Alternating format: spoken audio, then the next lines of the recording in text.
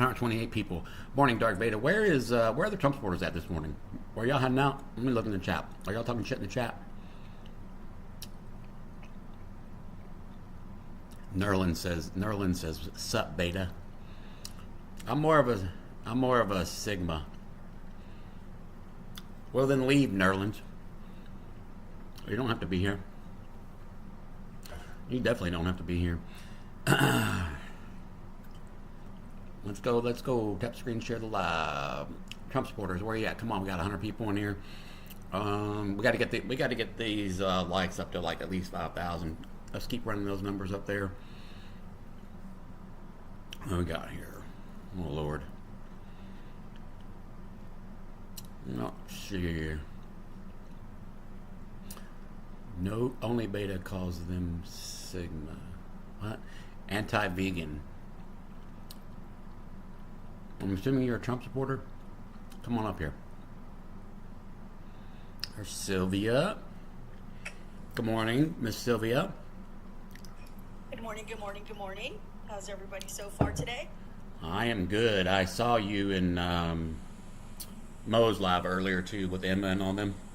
Yep, just helping out, doing some mod for him in the chat until you came on. Scooter, I heard the tail end of Scooter. Oh boy, that guy's a piece of work. Yeah. I mean, he literally gave the definition of DEI and then continued to argue as if he didn't understand what it was. Yeah. I was like, okay. Jay, I just sent you an invite. Come up. Tell me about these handouts. Let's talk about these so-called handouts that we're getting. Handouts for who? Us. Democrats. But, Democrats. Oh. But they forget about the handouts that Elon Musk got. Right. Jay. Anti-vegan says, I'm not American, but I'm definitely against Antifa. So you like fascism? Is that right? Morning, Robbie. You like fascism in your country? That's interesting. What's up, Gunny? Question for you, man. Hey, what's up? Hey, I know I've been here a few times, but I wanted to get your opinion on some recent events. How do you think, we had talked last time, I think, on just the Ukraine-Russia conflict and the whole meeting with Zelensky and the president and how that will look in the future. Mm-hmm. After now we see Ukraine kind of working towards that peace deal, how do you think Russia's going to respond with any, do you think they're going to respond with any movement? Do you think we're going to be able to get them to give back any land that they have taken, or do you think that's kind of off the table? Is Russia going to give back any land? That's what I'm asking. Yeah. Yeah. Do you think we can get to that point or not? I guess just from my opinion of Putin and kind of his standpoint and stuff, I don't see that happening. I don't know. I guess it depends on how much pressure we can put on. Trump's willing to put on Zelensky to make this deal happen. Because I was just listening. He was just saying he's having a harder time dealing with Zelensky in terms of getting anything done than I guess Russia. But Chris, you want to weigh in on this? He might be a better person to ask. My opinion is, why is the pressure? Real quick, why is the pressure being put on Zelensky? Yeah. It was his country that was invaded. The fuck? I'm sorry. You're good. Chris is a little bit more up to speed on foreign policy and things like that. You kind of caught me at a bad time. I was kind of working out. Oh shit! I'm sorry, man. But no, it's all good though. I can. It's all right though. Let me go put these dumbbells down real quick. Hold on. I just finished my workout. Yeah, I don't know. I guess just what I've read about Putin and the history of why he thinks he's entitled to the land and stuff like that. I don't see him doing it, but that's just my personal opinion. All right, sorry. What was the question? The question was, after relations and meetings with Zelensky and the president, and now the information that Zelensky is wanting to move forward with a peace deal, and they're discussing right now movement and different things that they're wanting to do. Do you think that we get any movement from the Russians in general?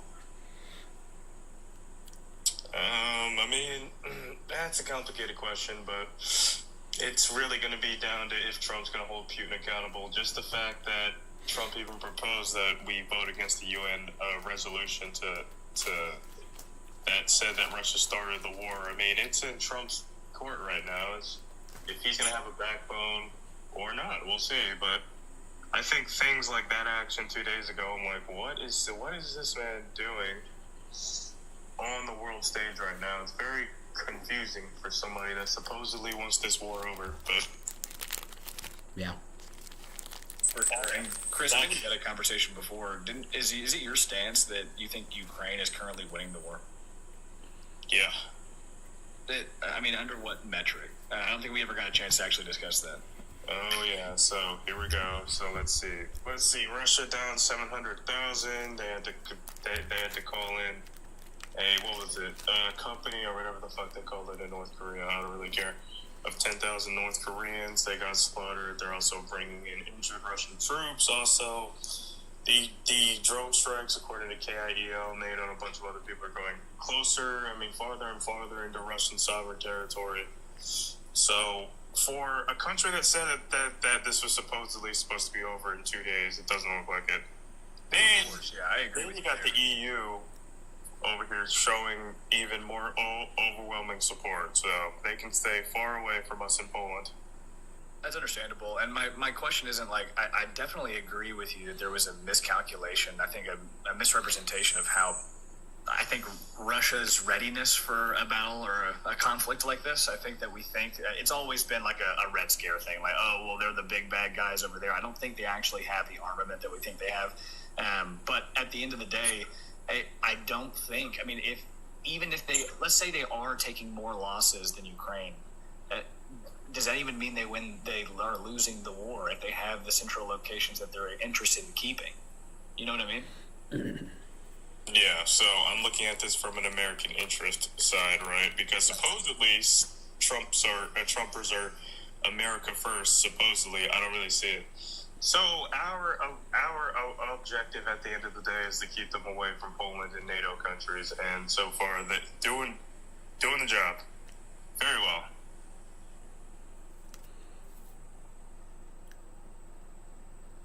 What's your Mr. Hypothetical? Do you think Putin will give up any land? I think there's a chance for it. I think it's going to take it. I don't think it's going to be free. I don't think he's just going to be like, oh yeah, we're going to take the losses and then move back into original territory. I don't think that's going to happen. That doesn't match up to Putin's character, I don't think. But I don't think that it's going to necessarily be a stalemate either. Like, they might be able to work something out. As far as, I don't even know what they would want, to be honest. I don't see any like clear wants of any Russian politics. So it's going to be interesting. I think it's going to require someone to go in and make some sort of deal, something personal for Putin. But we're going to have to see what those things are to come. There's no news on any insider talks between Putin and Trump and those type of things, so I have no way to analyze that. Yeah, I haven't heard anything. Yeah, exactly. So far, let's see. We've cut off intelligence. Is that right? No more intelligence for you. Also, Pete Hegseth also said, I'm not sure if this is the standing order from the commander-in-chief yet, but halting cyber offensive operations against Russia last time I checked. Not sure if the commander-in-chief signed off on that yet, but he did say that. Oh, Trump's going to sign off on that. Yeah, so cyber offensive operations will be halted against Russia, supposedly. No idea why, because we shouldn't be scared of them, but whatever. Yeah. But no, Gunny, Chris, is great for our conversation. I just want to get y'all's opinion on kind of what's been going on. Yeah. All right, catch y'all later. All right, man. We'll see you. Hey, we got to make sure we're tapping the screen and sharing the live. We only got 39 people in here. So I don't know.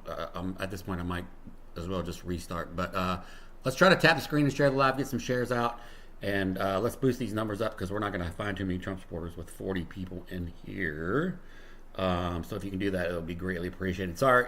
Yeah, go finish your workout, man. I'm so sorry that I go get your swole on. I got up at 5:40 and got my workout in, so I'm good. Because I knew I was going to have trouble squeezing it in today. All right, let's see. Trump supporters, come on out. Where are you at? Hey, if some of you wouldn't mind, can you go to my YouTube channel and just test the feed on Gunny Speaks Out on YouTube just to make sure everything seems copacetic. If there's somebody in here that has YouTube. Let's see, I'm signing in to my chat over here. I'm trying to multi-stream as well, so let's see. And just send me a message in there if you can hear me and all that kind of stuff. All right, let's see. All right, cool. All right, Trump supporters, where you at? Robbie, I'm doing good, man. How are you? How are you? How are you? It's a little early. 8:19, but I got started a few minutes late, but because my workout went over a little bit longer than normal. So, all right, let's do this. I know it's gonna probably 13 minutes. Let's go ahead and hit a restart. So for the 32 people in here, we're gonna hit a restart. As soon as we come back, let's tap the screen and share the live. We gotta run the numbers up real quick with the shares and all that stuff. Fine, although the UG Monday. I feel you. So 60 seconds, come on back. Let's boost these numbers up real quick, fast, and in a hurry. Appreciate you guys.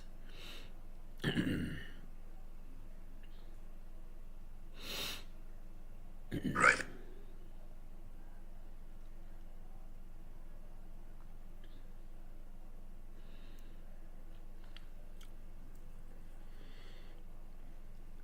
All right, let's see here. Okay, good.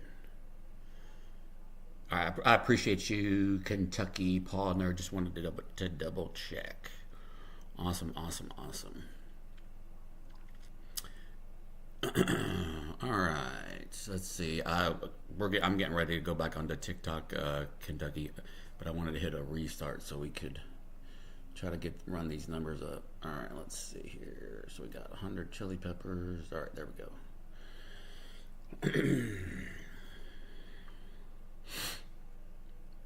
All right. Minimize this. Yeah, I know, Blue. I did a restart. I'm going back on right now, Blue Thunder. Going back on right now. So, all right. As soon as we get in the room, let's tap the screen, share the live. Let's run these numbers up real quick, fast, and in a hurry. Tapping is clapping, sharing is caring. We got to really get on it this morning so we can get, at least 100 people in here to draw out some of the Trump supporters. I know they're out there. I know that they want to talk, however scared they might be. But we're going to find them.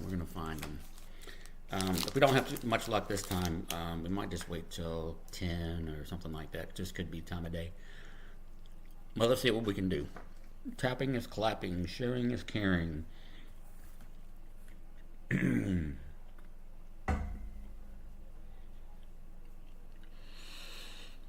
All right.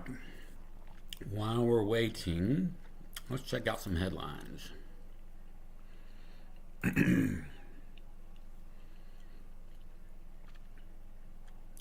All right, latest news.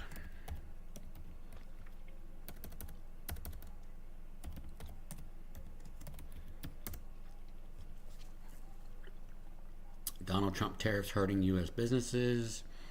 Trump's presidency moves into a new phase with the critical test of his power. Trump wants to see more than just a minerals deal to restart aid and intel Ukraine. Interesting. Let's see what this says. I might have to take a listen to this. How will earning unlimited cash back make you feel? Well, a little like this. And like this. It takes two to feel the joy. Earn unlimited 2% cash back. 1% when you buy and 1% as you pay with the Citi Double Cash Card. Kristen Welker is the moderator of Meet the Press. Kristen, good morning. Good to see you as always. As we talk about these peace talks in Saudi Arabia a couple of days from now, I understand you have some new reporting about what the Trump administration is going to require of Ukraine, of President Zelensky, in order to get this deal. What are you hearing? Well, Willie, as those talks in Saudi Arabia are set to get underway this week, according to U.S. officials, President Trump is signaling behind the scenes that it is not enough for President Zelensky to sign that minerals deal that he was going to sign the day that Oval Office meeting blew everything up, that he has to signal he's serious about peace. From the perspective of President Trump, according to these officials, that includes being clear that he's willing to give up some land and also potentially willing to hold elections and possibly stepping down. That's what it would take from the perspective of President Trump in order to resume military and intelligence sharing. Now, Brian Hughes, spokesperson for the National Security Council, telling me this overnight. As President Trump demonstrated by reading President Zelensky's message at the joint session, the Ukrainians have made positive movement. With meetings in Saudi coming this week, we look forward to hearing more positive movement that will hopefully ultimately end this brutal war and bloodshed. But Willie, a lot of uncertainty heading into those talks in Saudi Arabia next week as tensions mount between the United States and Ukraine, and of course its European allies as well, with Russia, as Molly just laid out, really stepping up its bombardments. We'll delve into all of that today coming up on the program. And so much of this burden being placed on Ukraine, the victim of the invasion 3 years ago. Kristen, we will be watching this morning, of course, on Meet the Press, when Kristen is joined by Senator Alyssa Slotkin of Michigan, who delivered the Democratic response to President Trump's address to Congress. Planning on squeezing out of Zelensky. What sources do I typically use? Kentucky Palmer is asking me on YouTube. AP, BBC, stuff like that. Good morning. What fresh hell awaits? Nana, be for real. I ask myself that every morning when I get up. Nana, be for real. What fresh hell awaits us today? That's 100% right there. I'll tell you that. Jeez. We need to get a shirt that says that. That shit's funny. I want to get another shirt that says, "Is he dead yet?" Cholesterol, do your job. Come on, work with us.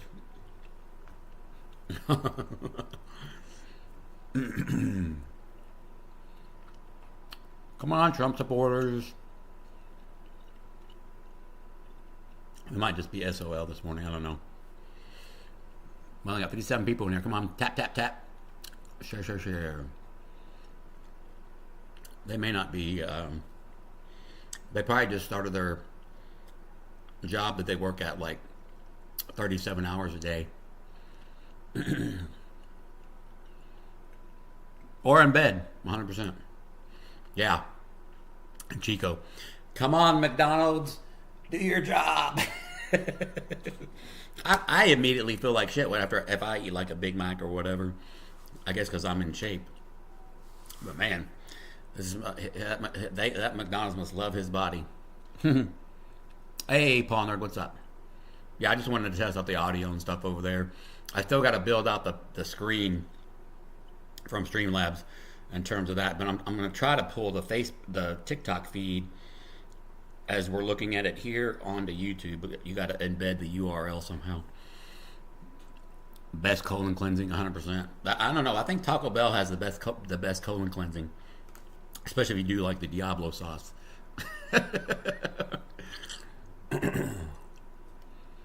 So the Democrats' opinion: if we support Trump, we're bad people. Thunder, come on up. Let's have a conversation. Turn on your invites and come up. H-Town Loki, what's up? What's up? Trump supporters, come on up. We can have a conversation. We got 60 people in here. It won't be too terrible for you. Tell us why you voted for Donald Trump. Tell us why I eat McDonald's once a month and regret. Yeah, me too.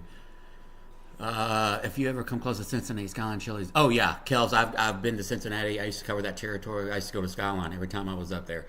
You can get the Skyline chili in the grocery store out of the can, but it's not the same whatsoever. Skyline, I think they have a Skyline still in Louisville too. I could be mistaken though.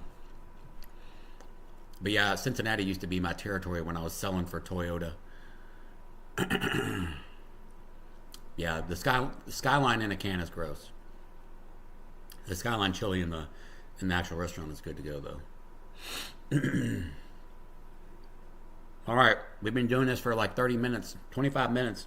Where are the Trump supporters at? I've not gotten one Trump supporter this morning. We went to skyline in a can. Yeah, that doesn't surprise me.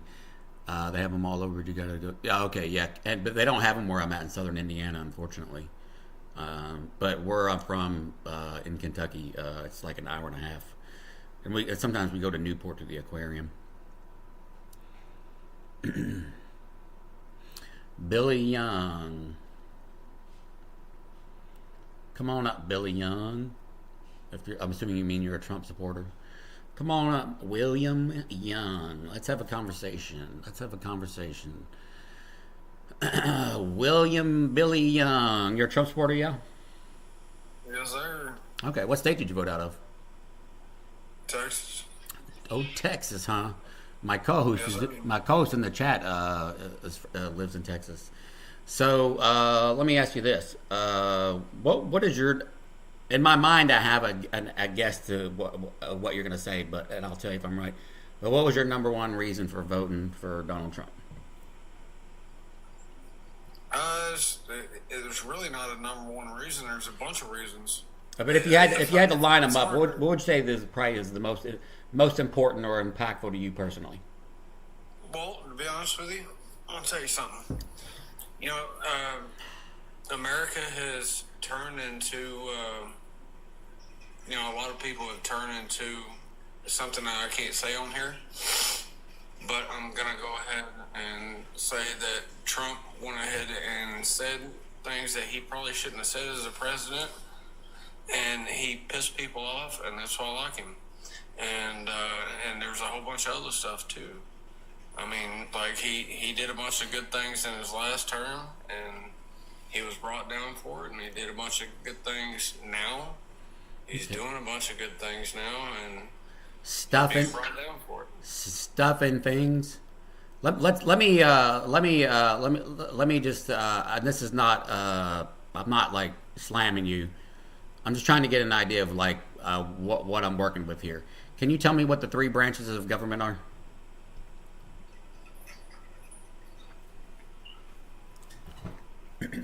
Shit, dude. You got me, dude. Okay. How about amendments to the Constitution? Oh well, I know a bunch of those. I can't. How many? How many? Dude, I really don't know. You know, I bet. Do you know what the Second Amendment is? I think this is the right to bear arms. I think. Yeah, I figured you would know that one. Do you know what the Fourth Amendment is?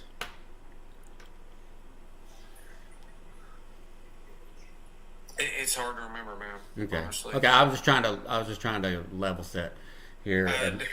So anyway, how about let's talk about a policy. Tell me something that you. Okay, you said Trump's doing good things now. Related to an EO he hasn't done any policies. So what do you like that he's doing now, even if it's in the form of an executive order that you like? He's making it to where there's only two genders. Okay. There's no more of that crazy stuff anymore. What kind of crazy stuff? Well, there's cat people and all that crazy stuff. There's cat people. Have you met any cat people? I've seen them. Yeah. Where have you seen them? Dallas, Texas. Where have you seen them? Where have you? Litter pens in the Dallas schools. Oh, is that right? Yeah. They have. So in your mind, when you heard this, because I just want you to hear how this sounds. Okay. Yeah. Just now, I'm gonna like just say it out loud, right? Hey, Billy, guess what? There's cat kids in the schools. They put litter boxes in there so that they can use a litter box like a cat. Does that not sound very outlandish to you? It does, but it does. I live very close to Dallas, so I mean, I do know people, and they did have them in schools for a little while. Okay. Do you have a source for that? Yeah. You do? What? Yeah. Can you tell me what it is? He's not on I'll even. TikTok. I'll even. I mean, you just tell me like where you found it. I'll even pull it up on my laptop. Actually, I'm just gonna Google litter boxes, cat litter In Dallas boxes schools. in Dallas schools. Yeah. All right. Starting in 2021, a false rumor alleged that certain North American schools were providing litter boxes in bathrooms for students who identify as cats or who participate in furry, otherkin, alterhuman, or orthurian subcultures. How an urban myth about litter boxes in schools became superintendent. This is, where's this at? Let's see, what school is this? Okay, in Iowa, it says a school district in Iowa, the teacher denies it. Hang on, I'm just reading down the list of everything in here, okay? Just bear with me. All right. All right. Let's see. News Channel 10, Midland. Oh, Houston Chronicle. Fact check. Are furries getting litter boxes in school? This is from the Houston Chronicle. This is not letting me. It's not letting me. Got a paywall. Hang on one sec. The headline says, "School." This is from the Houston Chronicle. Fact check. Are furries getting litter boxes in schools? Schools are not putting litter boxes in bathrooms to accommodate children, as month of unfounded rumors have claimed. Texas school district, the latest fall victim of GOP-driven. After a Texas GOP candidate tweeted a baseless claim that a middle high school and campus near Oxford, this lowered their This one was about lowering their cafeteria table so they could eat off the ground. That was debunked. Let's see, another Midland superintendent debunks claims of litter boxes in schools. Where's this one at? Global News. So I don't know. That was about 5 different things that said that that's just not happening. Well, basically, I understand what you're saying. I know this to be factual. You seen one?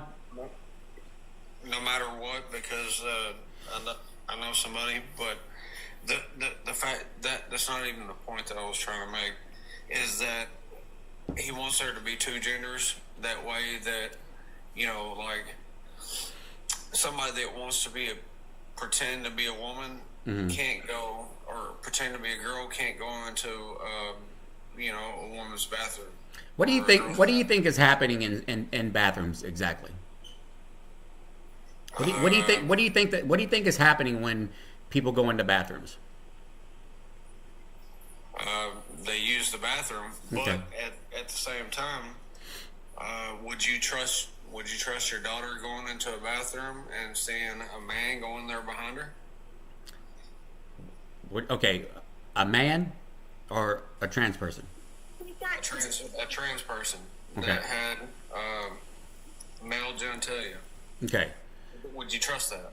What? Okay, it doesn't happen is the reason I'm asking this. So what's more realistic? So why would a man have to dress up like to a woman to go into a woman's restroom, knowing, especially in that particular case, that they would draw more attention trying to dress up? Because we're talking about dress up. I'm not talking about a trans person. I'm talking about, why would somebody try to dress up like a woman, knowing that they would look extremely, they would be extremely noticeable to try to go into a bathroom. And what's more realistic, and what actually happens, is that straight men are just going into restrooms, presenting as they are, and committing this crime, not trans people. What do you think is more realistic? Well, I don't think a regular looking man walks into a woman's restroom unless he's just confused and he walks into the wrong restroom by accident. But statistics say otherwise. Name me one case where a trans person has went into a trans man has went into a woman's bathroom, or a man presenting as a woman has went into a woman's restroom and assaulted a woman in the bathroom. Can you name me one time that that's happened? I could, but I mean, you'd have to refer back to the news, but you could also call it fake news too. So I mean, who knows? You know what I'm saying? And therein lies the problem. The last two statements you said is, because of Donald Trump, you guys aren't even clear on like what you're supposed to believe. But when there's something factual presented when it's on the news, then you just say it's fake news. But if it works in your favor, then you say it's real news. No, I didn't. I didn't say it was fake. I didn't say it was real. I don't absolutely know. Yeah. What I can say is that there's been people that have been incarcerated for this matter. As trans people, or just some weird guy? No, as trans people. People. No, if it was just some weird guy, yeah, that does happen as well. Okay, I'm gonna Google this. Look at the world we live in today. What's wrong? What about the world we live in today? Why? Here's a bigger question. How many trans people have you met? Dude, to be honest with you, I'm gonna tell you what. Yeah, just give me a number. I was raised to love everybody. Okay? I just want a number of how many trans people that you've met. That's not an answer. Yeah. I'm sorry, he was asking me a question. I know, she's my co-host. Wait, I'm the co-host, and I'm saying that's not an answer to his question. Yeah, tell me how many trans people have you met? Yeah, just tell me. Multiple actually.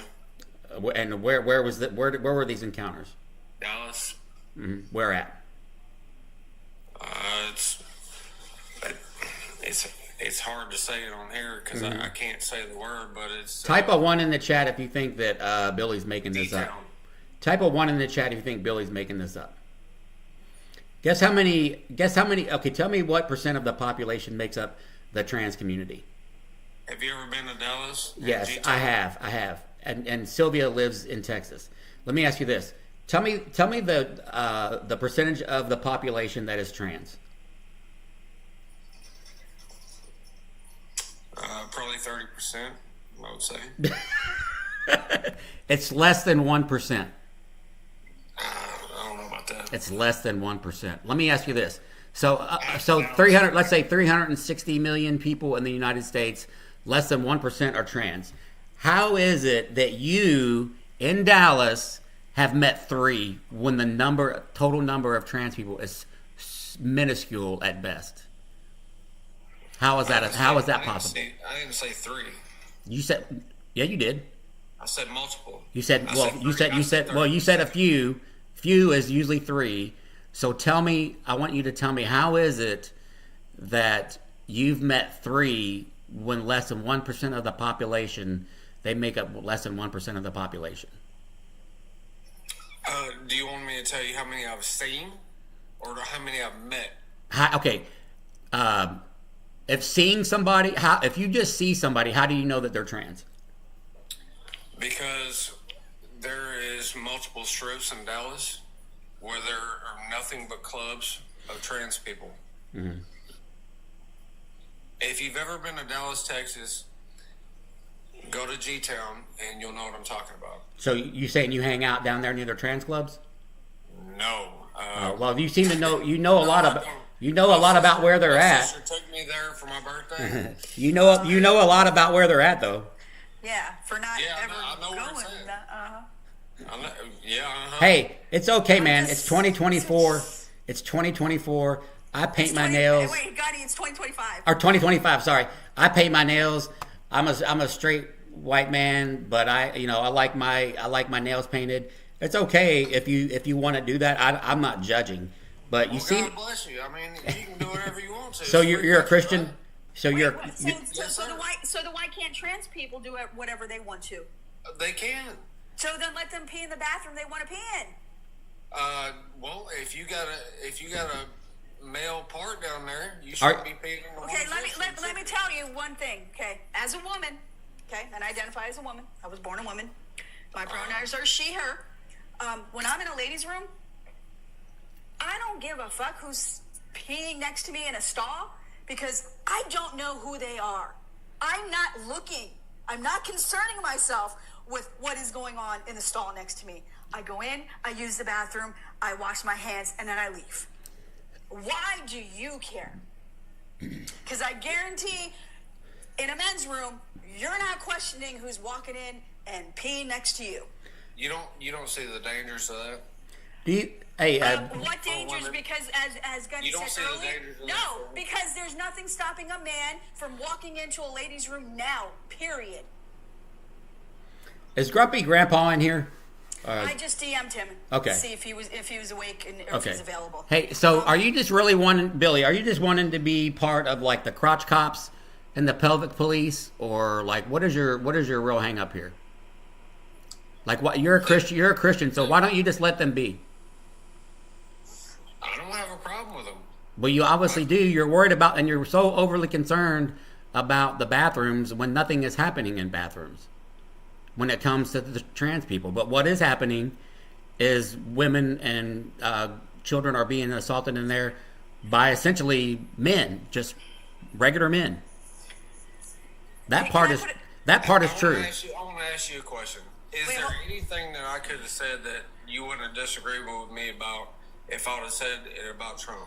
If there was anything good I said about Trump, would you have said anything good about Trump? So are we pivoting off? Hold on. Let's not pivot real quick. Yeah. Can I make a request in the chat? Yeah, go ahead. If anybody's able to either DM Grumpy Grandpa, Kiki, Lainey, and I've already DM'd Hex. Yeah, I DM'd. To come in, I would appreciate it because it's kind of, I can't do that while I'm on the panel. Yeah, I DM'd Lainey, or I at least message or send her the live to come up here. Actually, I think I can send her the bat signal. We're gonna switch topics just for the sake of. I don't really like to do extensive debates on the trans community, although I'm an ally. It's not like my wheelhouse, so I'm gonna allow you to pivot off topic and then ask me a question about something that you like about Trump, and I'll see that you think he did good, and I'll tell you if I agree with it or not. Well, I just want to say this. I don't mean any harm by anything that I say, no matter what. But the words that you're saying about the trans community cause harm. Well, I'm not saying anything bad about him. It's just I don't think that a man belongs in a woman's restroom.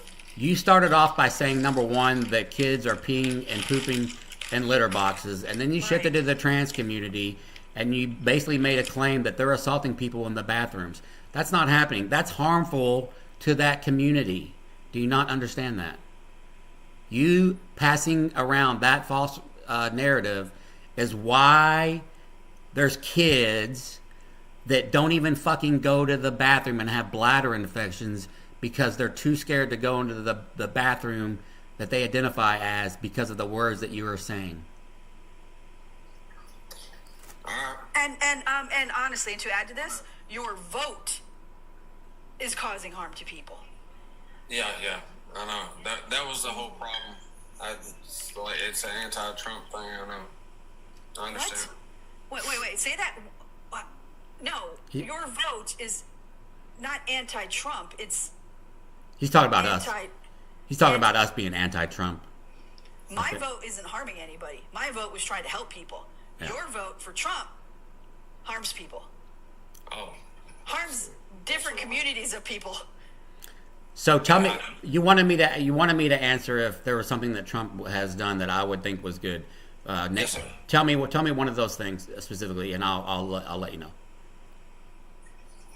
Because I'm gonna wait for somebody from. There's a lot of them. Well, I'm waiting. So we're gonna pause on the trans thing real quick. But I want tell me ask me about a policy or something that he's implemented that you like, and I'll say whether or not I agree with it. If you think it's if it's one of those things where you're like, you just can't deny the fact that what Trump did in this case helped everybody. I want you to name one. How about border laws? Okay. Now, before we get started, I need you to tell me, and you're in a border state. I need you to tell me. Can you tell me what the current Can you tell me what the current asylum policy reads? Since we're talking about the border. I don't know about asylum, but I know that every other country has border laws, and but we don't live in the other countries. We're our only concern is where we live here. So have you ever heard of 8 USC 1158? What is that, by the way? It's basically basically federal law that claims the criteria for immigrants to come into the United States and claim asylum. Yeah, it's our current asylum law. Yeah. And we do have border laws. Yeah. Yeah. I always like to ask if people know that when they bring up that immigration is a topic of conversation for them. So what about, okay, so you don't know what it is. Basically, they step foot in the United States. As long as they pass a credible fear hearing, they have up to a year to they get a court date, and they have up to a year to complete the process of applying for asylum. Then essentially they're here legally. They don't have like a green card or anything like that, but they have a legal status to be here. What is your issue with that? No, I don't have an issue as long as they do it legally. I just explained to you that that's the way it's supposed to be, right? He just explained that entering the country and requesting asylum is a legal way to enter. Yeah. Yeah, that's perfectly fine. Okay, so what?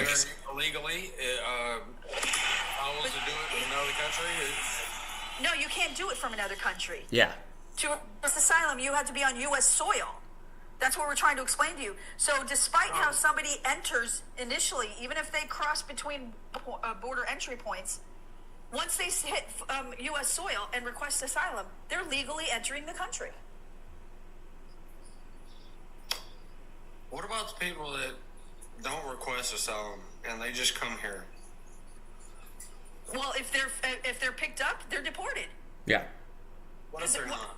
But they are, because the numbers show that the numbers provided by Border Patrol and ICE, or U.S. Customs and Immigration, show that we are deporting people.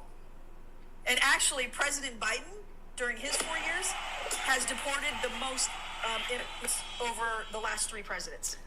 Do you know? Absolutely 100% Yeah. true. Hey. Trump is not even matching the numbers currently since he took office on January 20th that President Biden did his first 100 days in office. Billy, what's the percentage of people that come to the border and get approved to come in and seek asylum? What's the percentage? Or I'm sorry, what's the percentage of people that get turned away at the border? What do you think that number? What do you think that percentage of people? It's probably a lot, I would imagine. Yeah, it's like 85-90% of people get turned away, right? Yes. And that's because that's because the state law or the federal law is working in that regard. So these millions and millions of supposed crossings that are happening like it seems like MAGA says that there's like 100,000 a day or a month or whatever. That's not a thing.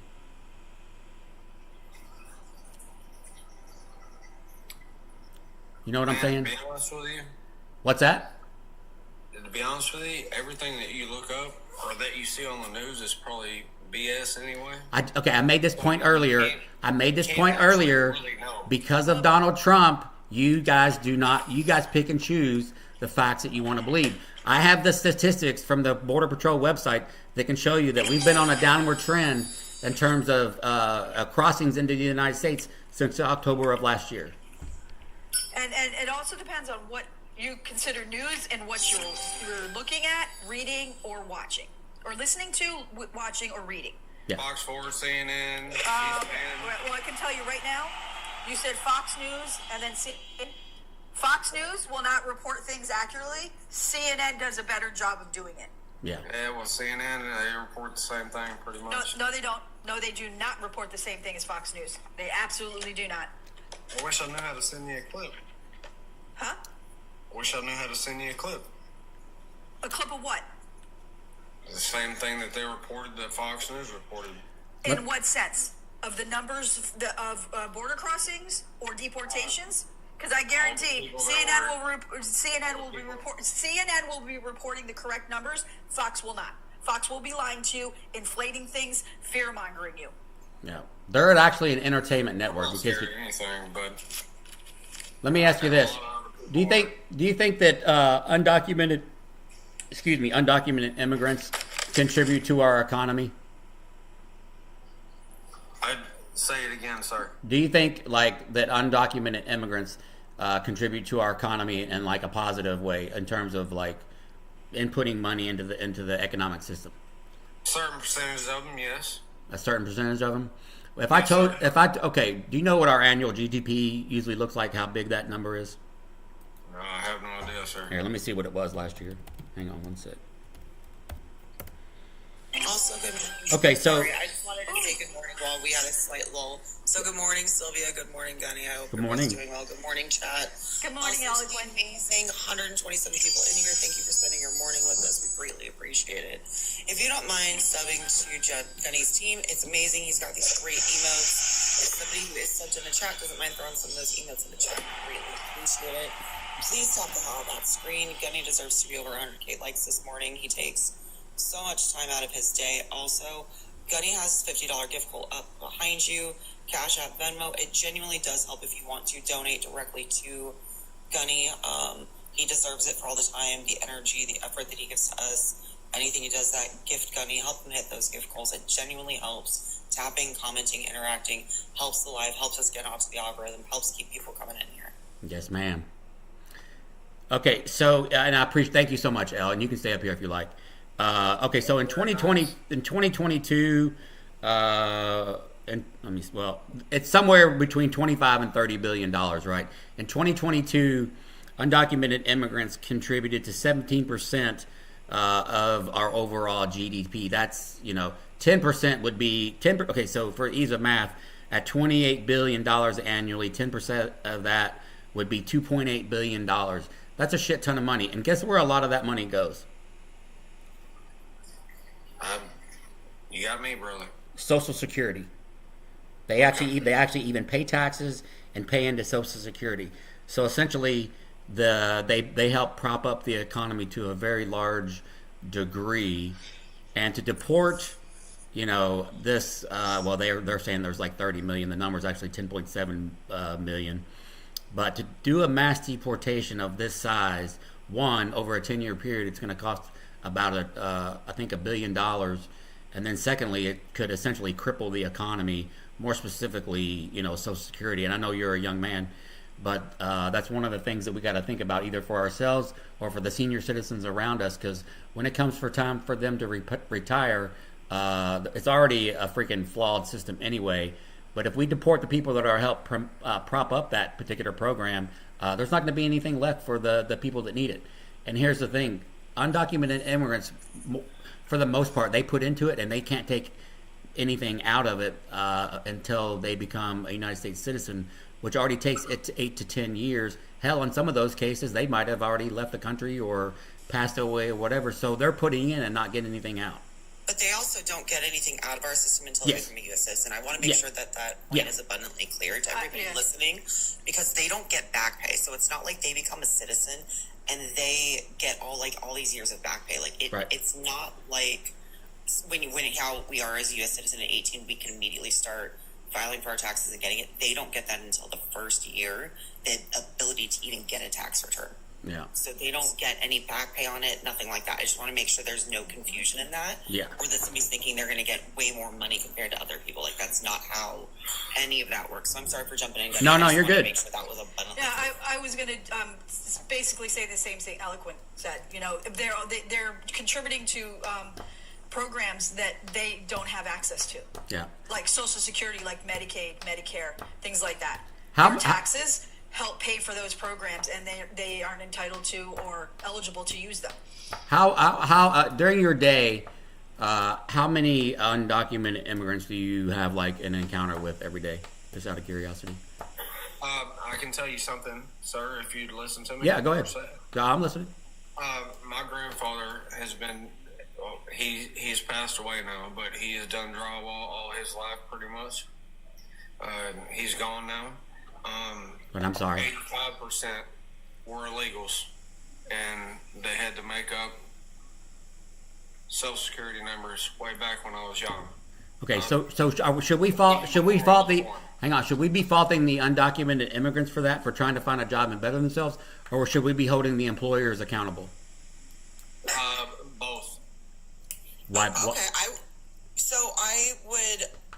I want to agree with your premise. Can I ask a quick clarifying question, Billy, if you don't mind? Yes, ma'am. What state do you live in, sir? Texas. Okay, you lived in Texas your whole life? Yes, ma'am. Where do you live? Southern part, northern part? I live in Texas as well Texas. as is Sylvia. That's why I'm just asking. Yeah, it's North Texas. Okay, cool. And the only reason I'm asking clarification because depending on where you live in the state depends, and I'm sure you understand this. Closer we are to border areas, the closer you live, maybe West Texas, you're going to see a lot more of it. Depending, and I think we can all agree with that. Depending on where you live, region, if you live closer to a border, you may see more things compared to others. I grew up in Southern California, majority of my life. All right. And in the early 90s, I know what you're saying to be true. But I don't fault the undocumented migrant trying to come here, whether it's for day labor, day work, to try to make a better life. I've always faulted and feel like that there should be more penalty for the companies for also breaking labor laws and to be paying for people like that under the table.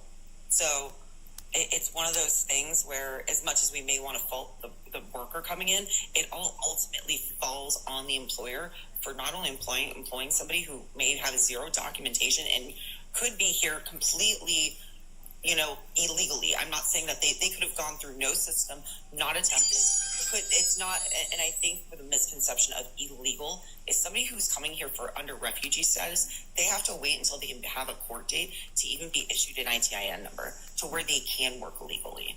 And that system and those court dates are backed up by years, that it can take years for somebody to even get that. So I do want to make sure that we are being just very open and honest in the conversation.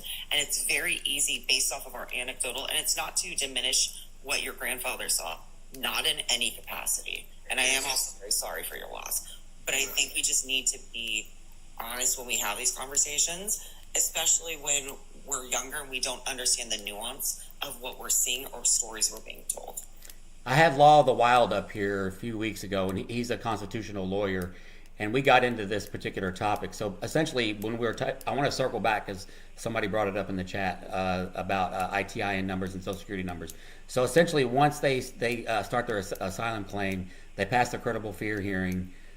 Generally, within 120 to 150 days, in many cases, not every, I'm saying, but in a large number of cases, they do get an ITIN number or even a Social Security number to start paying taxes while they're going through the asylum process. Again, we're not saying that what your grandfather saw is not happening, and that's anecdotal. So anecdotal is, not, factual, but I'm not saying that didn't happen. But at the same time, it's important that you and everybody knows that they do gain access to, they have access to 120, 150 days, either an ITIN or a Social Security number in order to pay those taxes.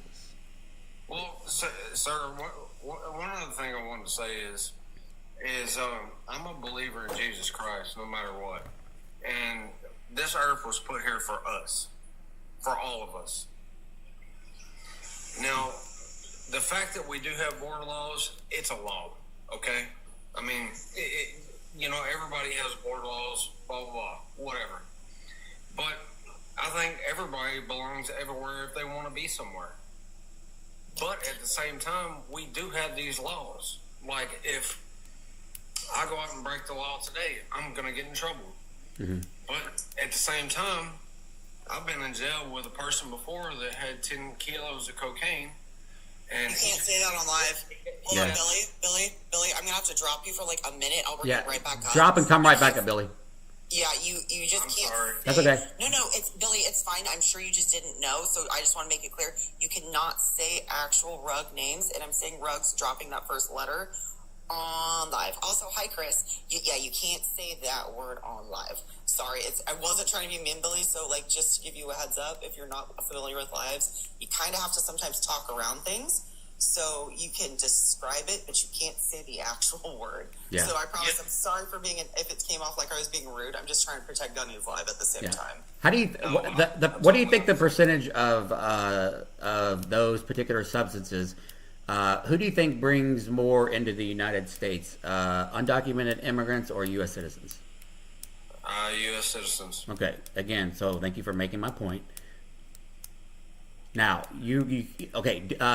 If an undocumented, if an immigrant comes into the United States, let's say he bypasses Border Patrol, he sneaks in. What is the crime that is committed, is it a misdemeanor or a felony? It's multiple different felonies, by the way. It's not. It's actually a civil. It's like a civil issue, and it's a misdemeanor. Now, if they do it a second time, it could be a felony. But essentially like jaywalking. The first time. Yeah, well, with that much weight. I'm not talking about bringing substance across. I'm just talking about crossing the border. Oh no! Yeah. Crossing the border. I mean, that's a misdemeanor. Yeah. Okay. That's what. I was talking about crossing the border. Now, because we already covered the substances coming across. Now, let me ask you this. So, and I'm not trying to like do a Ross pivot on the couch type thing, but you seem to be a man of law and order. Is that right? Yes, sir. I've been through a lot of it myself. Despite that, you have a history, but you seems like you're a big proponent of making sure that we're adhering to laws and things of that nature. Am I correct in saying that? Yes, sir. Okay. And you don't have to call me sir, but I definitely appreciate it. You can call me Gunny. So let me ask you that. I was just raised that way. I know. I am too. I was too, man. It's all good. It's all good. So let me ask you this. So think about Donald Trump in that regard, and tell me what point you think I'm trying to make. That you voted for a felon. I don't believe that he's a felon. I think that he. Sir? He said that He was convicted of. Hold on, Sylvia. I wanted to finish his thought fully first. Hold on, let's give him a chance to finish, and then let's just hold on. Let him a chance to get it out first. Go ahead. I believe that he said his business was what it was worth. No, that's not what he was convicted of. Yeah, we're talking. Do you know what the felony? Okay, Billy. Real question, because I know Sylvia wants to talk to you about it. Do you really even understand what the felony convictions in New York were from? Like, how much of the case do you truly understand? It's not like a gotcha moment. It's not to say you're stupid. Just some people genuinely don't understand the nuance of those felony counts out in New York. That's the only reason why I'm asking. And Billy, what you were talking about is a thing. It's just not the thing we're talking about related to felonies. But go ahead. Do you know what the felony case, the 34 felonies, was for? What case? It's probably racketeering or something like that. That's what I heard. It was falsifying. It was falsifying business records, and it was the payment they made to Stormy Daniels, and to try to cover up that payment, he falsified business records 34 times. That's why there was 34 felony counts that he was found guilty of.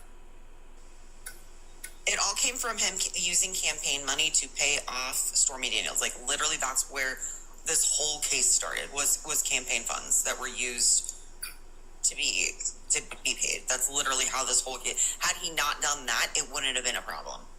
In all honesty, it was the fact he used campaign money.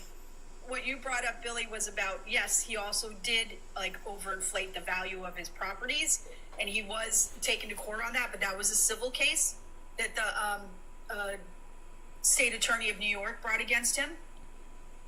There was no criminal charges in that one. That was all civil, but he was taken to court over that.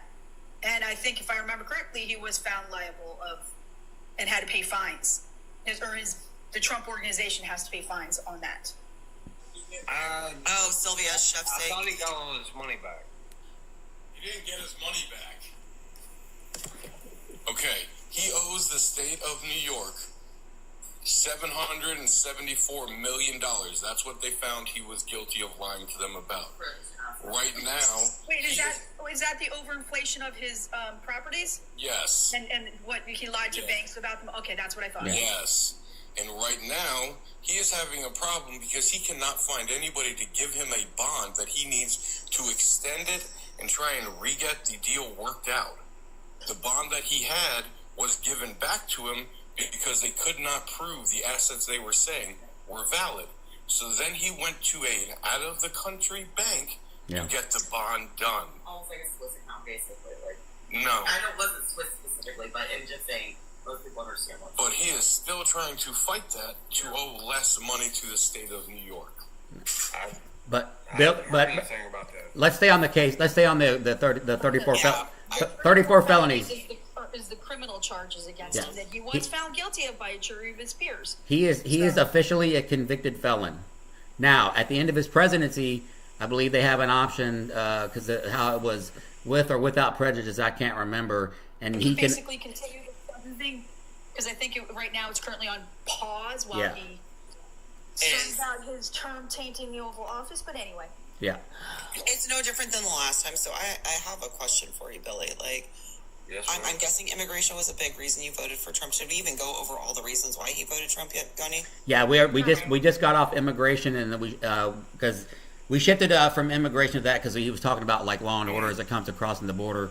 So then I that's how I shifted over to the 34 felony. He first came in with the kids are peeing in litter boxes. Yeah. And that was schools, Okay, so and it then started he with that. pivoted to Yeah. Men shouldn't be in women's bathrooms, and so.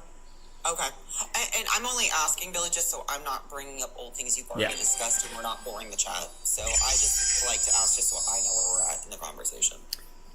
But he is a 100% a convicted felon. Could that get wiped away somewhere down the road or whatever through an appeal process? It's possible. I don't know about probability, percentages and all that kind of stuff. But that's something that he's probably going to try to do. But at this particular moment, he's a 34-time convicted felon. So I'm just curious. You voted for that, and Can I add to that these are state charges? They're not federal charges, so he cannot pardon himself from that. Yeah. And they've also came out and said that they will not drop these charges against him either.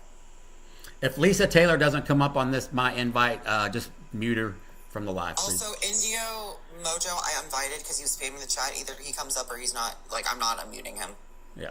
And please don't spam the chat, guys, because I don't want to have to mute you. But if you spam the chat, silence, he's already muted for the live, so like he's not going to be an issue. I've already taken care of that problem.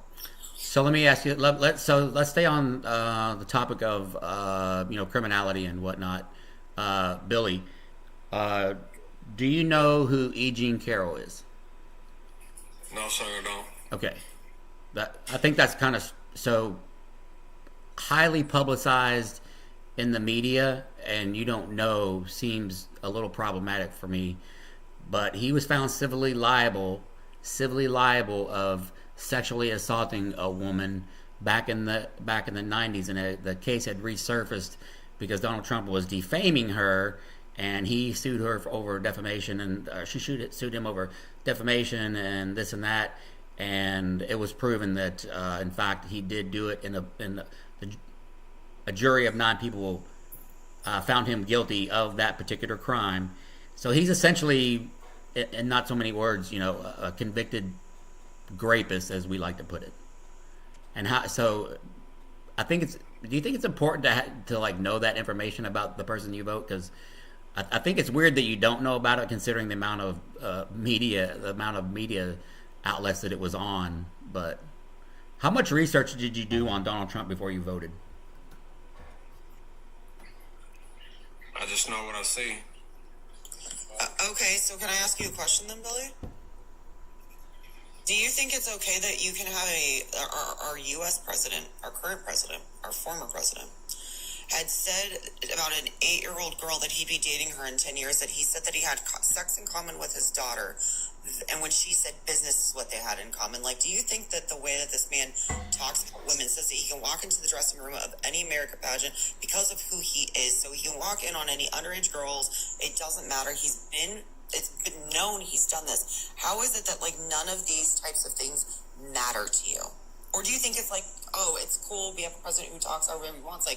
Where is your, I'm trying to find your line of where you think his behavior and how he speaks is acceptable. You're forgetting about, he thinks it's okay to grab women by the, Oh, I was just trying to get the basis. Chef was saying that. I agree with what you're saying. That's one of the most important things, because he's literally admitting that he can essay any woman whatever he wants to and get away with it. Mm-hmm. Okay, Marty, come up or I'm going to mute you. All right, well, that's not what I meant. But no, it's a question, Billy. It's no, we're not trying to attack you. It's just a question. I couldn't remember the question. There was an interjection there. Okay, I'm sorry. I'll be more than happy to repeat it. So my question is why do you think that having a president who says I can grab women by their pee, it doesn't matter, just grab them by the pee, they'll like it. The fact that he can walk into dressing rooms of Miss America with underage girls, older women while they're dressing. Doesn't matter. He thinks he's fine with it. Told a parents of an 8-year-old girl, I'll be dating her in 10 years. And this was in 2016 when he was first even campaigning. There's so much that he has said that's problematic, saying that he has sex in common with his daughter when she said business. And these are live TV interviews you can look up. He said things like that to Howard Stern when Howard Stern was calling his daughter a hot piece of ass. He's like, yeah, if she wasn't my daughter, I'd sleep with her. Like, how insane is it that a father talks about his own daughter like that? And this is our commander-in-chief. This is our president. Did you not? Have you ever? I've never seen that. Here, I'm going to play it for you. So you haven't heard the statement between the Trump and his daughter about sex in common? I'm going to play it for you. Wait, hold on, Billy, did we ask you your age? You want me to tell you? Yes, please, if possible. 40. You're 4. Okay, so then you were old enough 8 years ago when they played the Hollywood Access tapes that were all over the news. You should have before the missed 2016 election 8 years ago. Here, I'm calling bullshit on the age. I'm sorry. There's no way. He sounds like he's in his 20s. You were young, and maybe, 10/31, 1984. I was born on Halloween night. All right, hey, listen to this. You're the same as me, as my husband. I'm sorry. I'm calling bullshit that you've never heard this before. Yes, Listen to this clip. This was all over the news. Watch a lot of TV. Hang on, listen to this clip.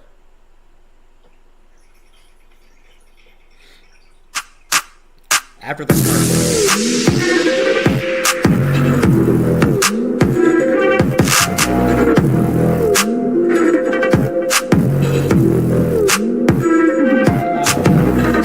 I don't have a, you can't skip it, I guess. No, not too much of her. First of all, I like her very much. I think she's a really nice woman. I thought it was a little unusual to have politics mixed with the movies, and it's been done before, I guess, a little bit, but it was a little bit unusual to see that. Yeah. But I do like her. I think she's terrific. We want to know a little bit more about you guys, so we play this game here. It's called Fave 5. I'll ask the question. Ivanka, you answer first, and then Dad, you answer also. This is tough. Okay, Ivanka, what's the favorite thing you have in common with your father? Either real estate or golf. McDonald's with your daughter? Well, I was going to say sex, but I can't relate that. Did you hear that? Yes, sir. That was a loaded question. How is that a loaded question? How is it loaded? 2 options. No, he said, what do you have in common with your dad? She didn't say anything about sex. That's not a loaded question. The question was, what if He you said 2 things, and then Trump said something funny. No, sir. So the question was asked to both of them. What is it? And it was asked to the daughter first. What are the things that you guys have in common together? His daughter said, I would say business or real estate. His response was, well, I would have said sex, but I can't really say that. Wait, she said business and golf. Business and golf. Was it golf? I'm sorry, I heard real estate. I'm sorry. Yeah, it doesn't. So why? It doesn't matter. So yeah. So who cares? She said business and golf. Why did he say? How does him saying sex? How is that okay? She didn't put him in a box and say between sex and this or whatever. She didn't give him choices. It was an open-ended question. Yeah, well, she asked him a question, and it was just 2 specific answers.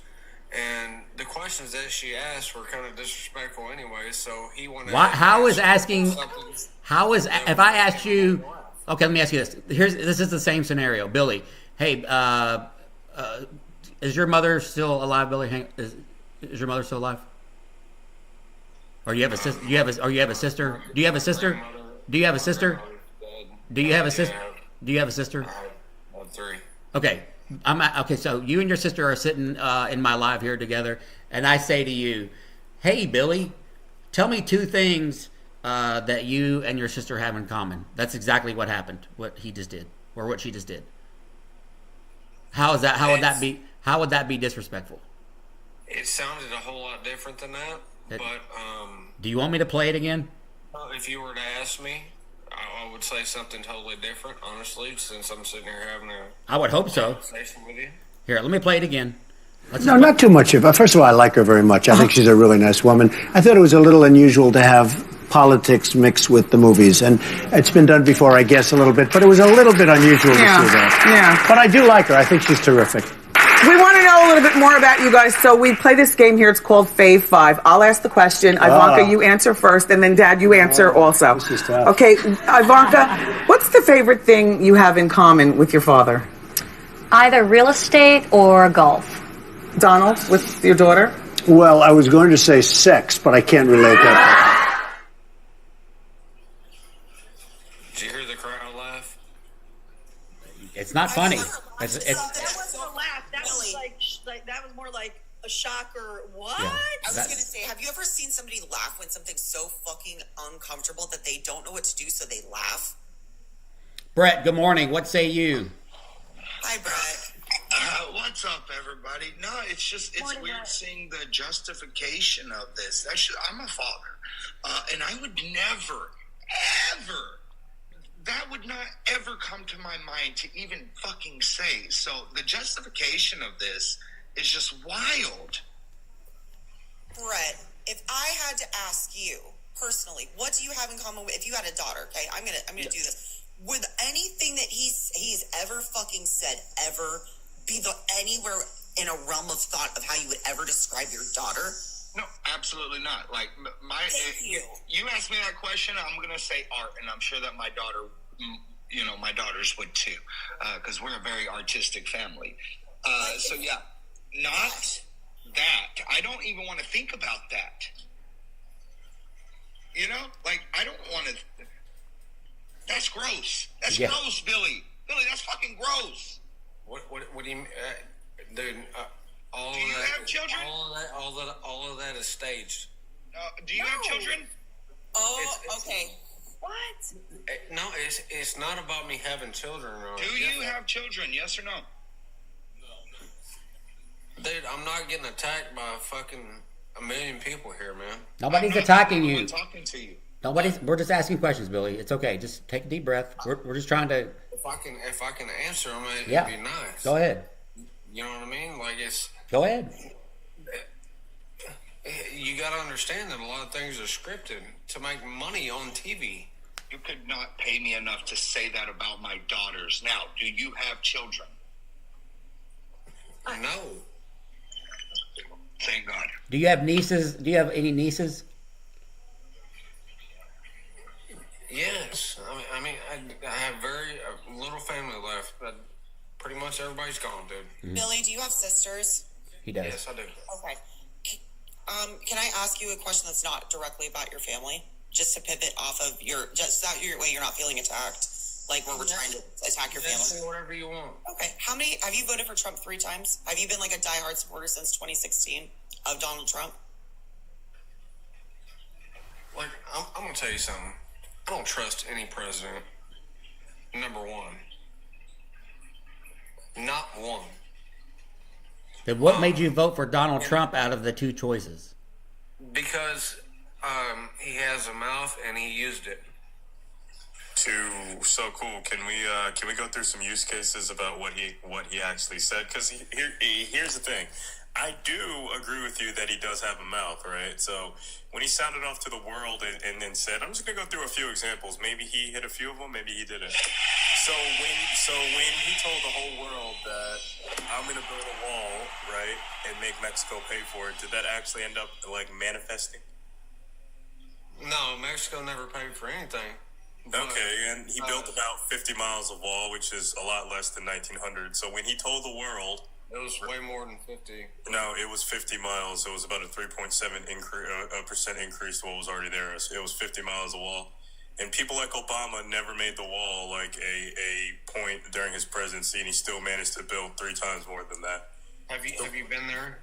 Yes, actually. I've actually, not only have I been there, but back when I was in the military, I was at the borders a lot between Eagle Pass and Ciudad Juarez, which is located in El Paso. Plus, on top of that, though, just working at the border doesn't make you an expert, by the way. You actually have to see how much wall was built. And also, with that being said, Trump told the world, right? So let's go to number 2. Trump told the world that on Christmas of December 2019 that all the troops would come back would be back home for Christmas from Afghanistan. Did that end up happening? I don't believe it did. All right. Well, okay. Well, we can try one more example. So he said, "I'm going to use tariffs against China to bring back all U.S. manufacturing in 4 years." Did that happen? He didn't get a chance to. Yes, okay, hold on a second. Don't Had to cut his head off every time they could. Because first of all, that's a bad faith argument, because who did he have a supermajority of in the House and Senate his first 2 years? It was Republicans, wasn't it? Yes, it was. So Look up the word republic. Yeah, so Billy. Oh, Lord, here we go. I think, no, it's fine. I think we've already debunked the statement that he says things and he does them. Like, that's crazy.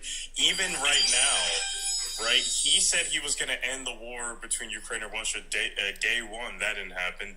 Also, he said day one that he was going to have energy prices for Americans. That didn't happen.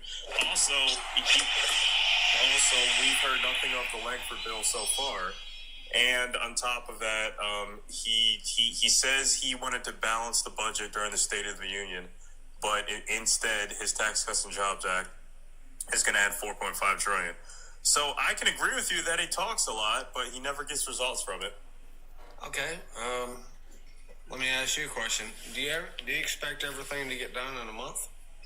No, but he's had 4 years. So hold on, he had 4 years to build a border wall. He had 4 years in court. He had 4. Well, whose fault is that?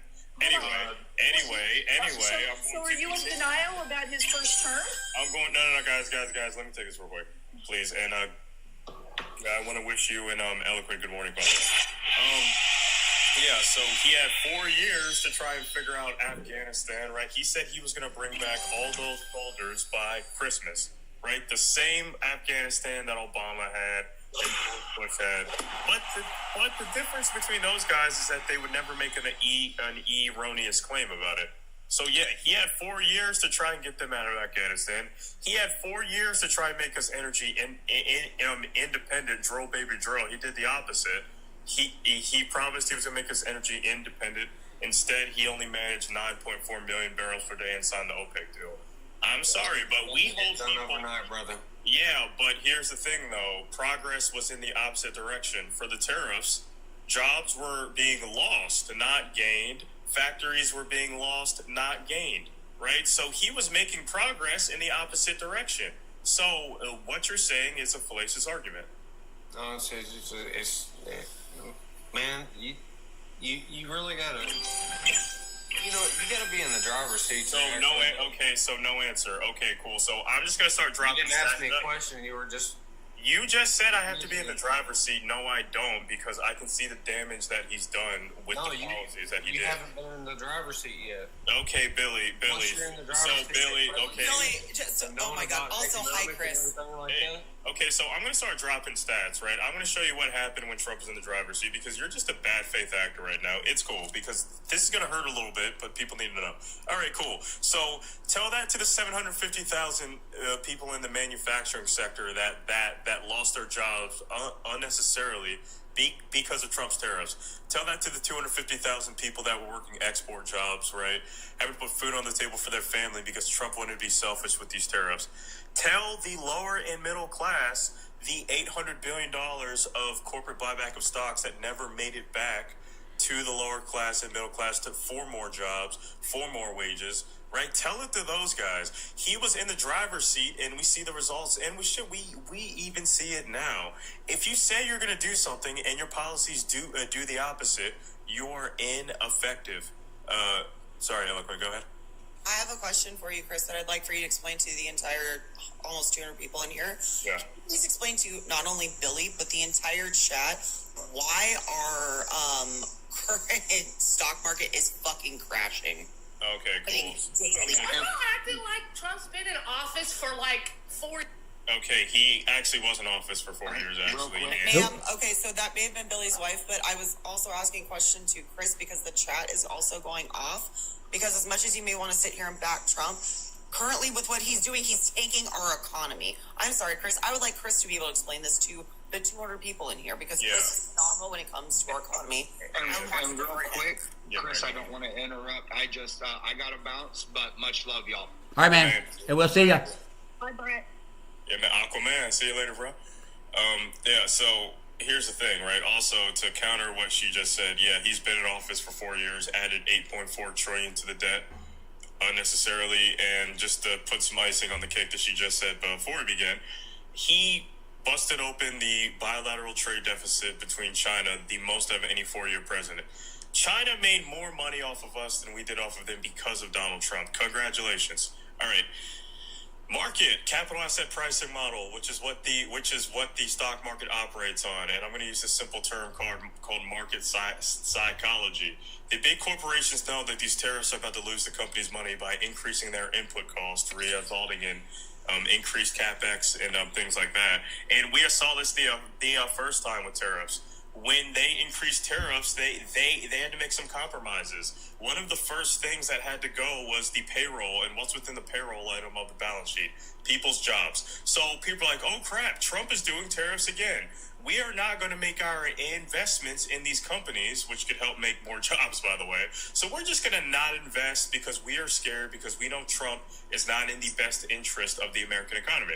So corporate profitability forecasting and the fact that people know that tariffs increases the cost of your business, the price of your goods. You have to do layoffs, you have to do compromises, and you have to pass that price to the consumer. This is what's happening right now. And honestly, the same market forecast happened last time. Billy, was that your wife in the background?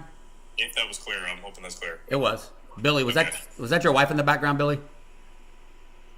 Yeah. Okay, what did she? I didn't hear. What did she say exactly about Trump being in office for 4 years? Is that what she said? She was talking about Biden being in office for 4 years and Name me a Biden policy that you think negatively affected the economy during his. I can tell you what Biden did in 4 years. That's easy because I'm down the pipeline as soon as you. Okay, let me talk about the pipeline real quick. You talking about the Keystone Pipeline XL? Nice talking point. Is that right, Billy? The Keystone Pipeline XL? I'm sure you're going to say that there's something good that happened there. Okay, Billy. Let me just tell you. So, do you know why? Okay, did Biden shut it down, or did the Supreme Court shut it down? Right. Well, everything I saw on the news said that Biden shut it down. No, it was the Supreme Court. Hang on. It was actually already shut down. Yeah.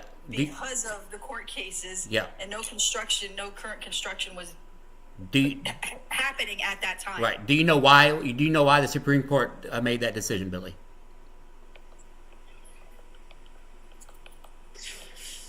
Influence. No, because the pipeline was being the pipeline was being built over indigenous land. That's why the Supreme Court halted it. Now, let me just switch gears on that. So that's separate from what I'm about to tell you. Can I ask a question about the pipeline? What did it automatically happen whenever he became president? Checks and balances because. Hold on, guys. Let me ask a question about the pipeline. Do you understand what the purpose of that pipeline was to be? That's what I'm getting ready to get into. Okay. Yeah. So do you know? Okay. So do you know? Have you ever heard of the term tar sands? Billy. No. Okay. So that's primarily 95% of the oil that was going to be coming out of that particular pipeline was for tar sands. Guess, and I'm not even going to have you guess. Tar sands are used essentially in. There's another important factor with that, Gunny. Whose oil was it? Do you think it was our oil? Billy? Why would I think it was ours? Because it wasn't our oil that was going to be. I know. I'm asking you. Why do you think that I would think that it was ours? Because you brought it up. Because you brought it up. It was a pipeline that was being built. Billy, hold on a second. So if you didn't think it was ours, right? Why did you bring it up in the very? Because if you knew this, then you knew that it wasn't going to decrease our capacity. It's a trade, and it wasn't going to benefit us in oil sales or help bring down the price of gas or anything. That pipeline was strictly for transporting Canadian oil down to our refineries to be refined and transported back to Canada. All right. Yeah, so I got a question for you, Billy. Our country or our oil. I have a question now. No, Billy, I'm going to ask you a question now, right? No, you've already asked. We're going to go. No. Since we're going to go I just oil want for to ask one question. All right, it's about to. Okay, hold on a second. You talked about Keystone. Now we're going to go oil for oil now. Okay, why did Trump work with Saudi Aramco and Governor Greg Abbott to sell the Port Arthur oil refinery, which was actually oil for us, which was not only one of the most productive oil refineries in the United States, but according to all metrics, one of the most productive ones in North America. All right, so we're going to go oil refinery for oil refinery. Let's run it. Go ahead. Give me that explanation. That hurt people. Billy, do you know where Port Arthur is? I don't know. From ex-military, I don't know how he would know that much. Okay, I'm asking you a question. I need you to tell me. He's just fact-checking everything. Hold on. Hold on, guys.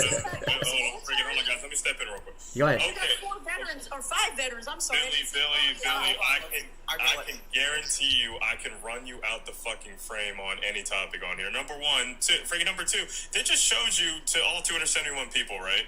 Trump doesn't respect veterans. He walked through Arlington National Cemetery saying that it was full of suckers and losers. Trump dodged the draft because he's a fucking coward, right? Had an opportunity to serve his country and then got bone spurs paperwork.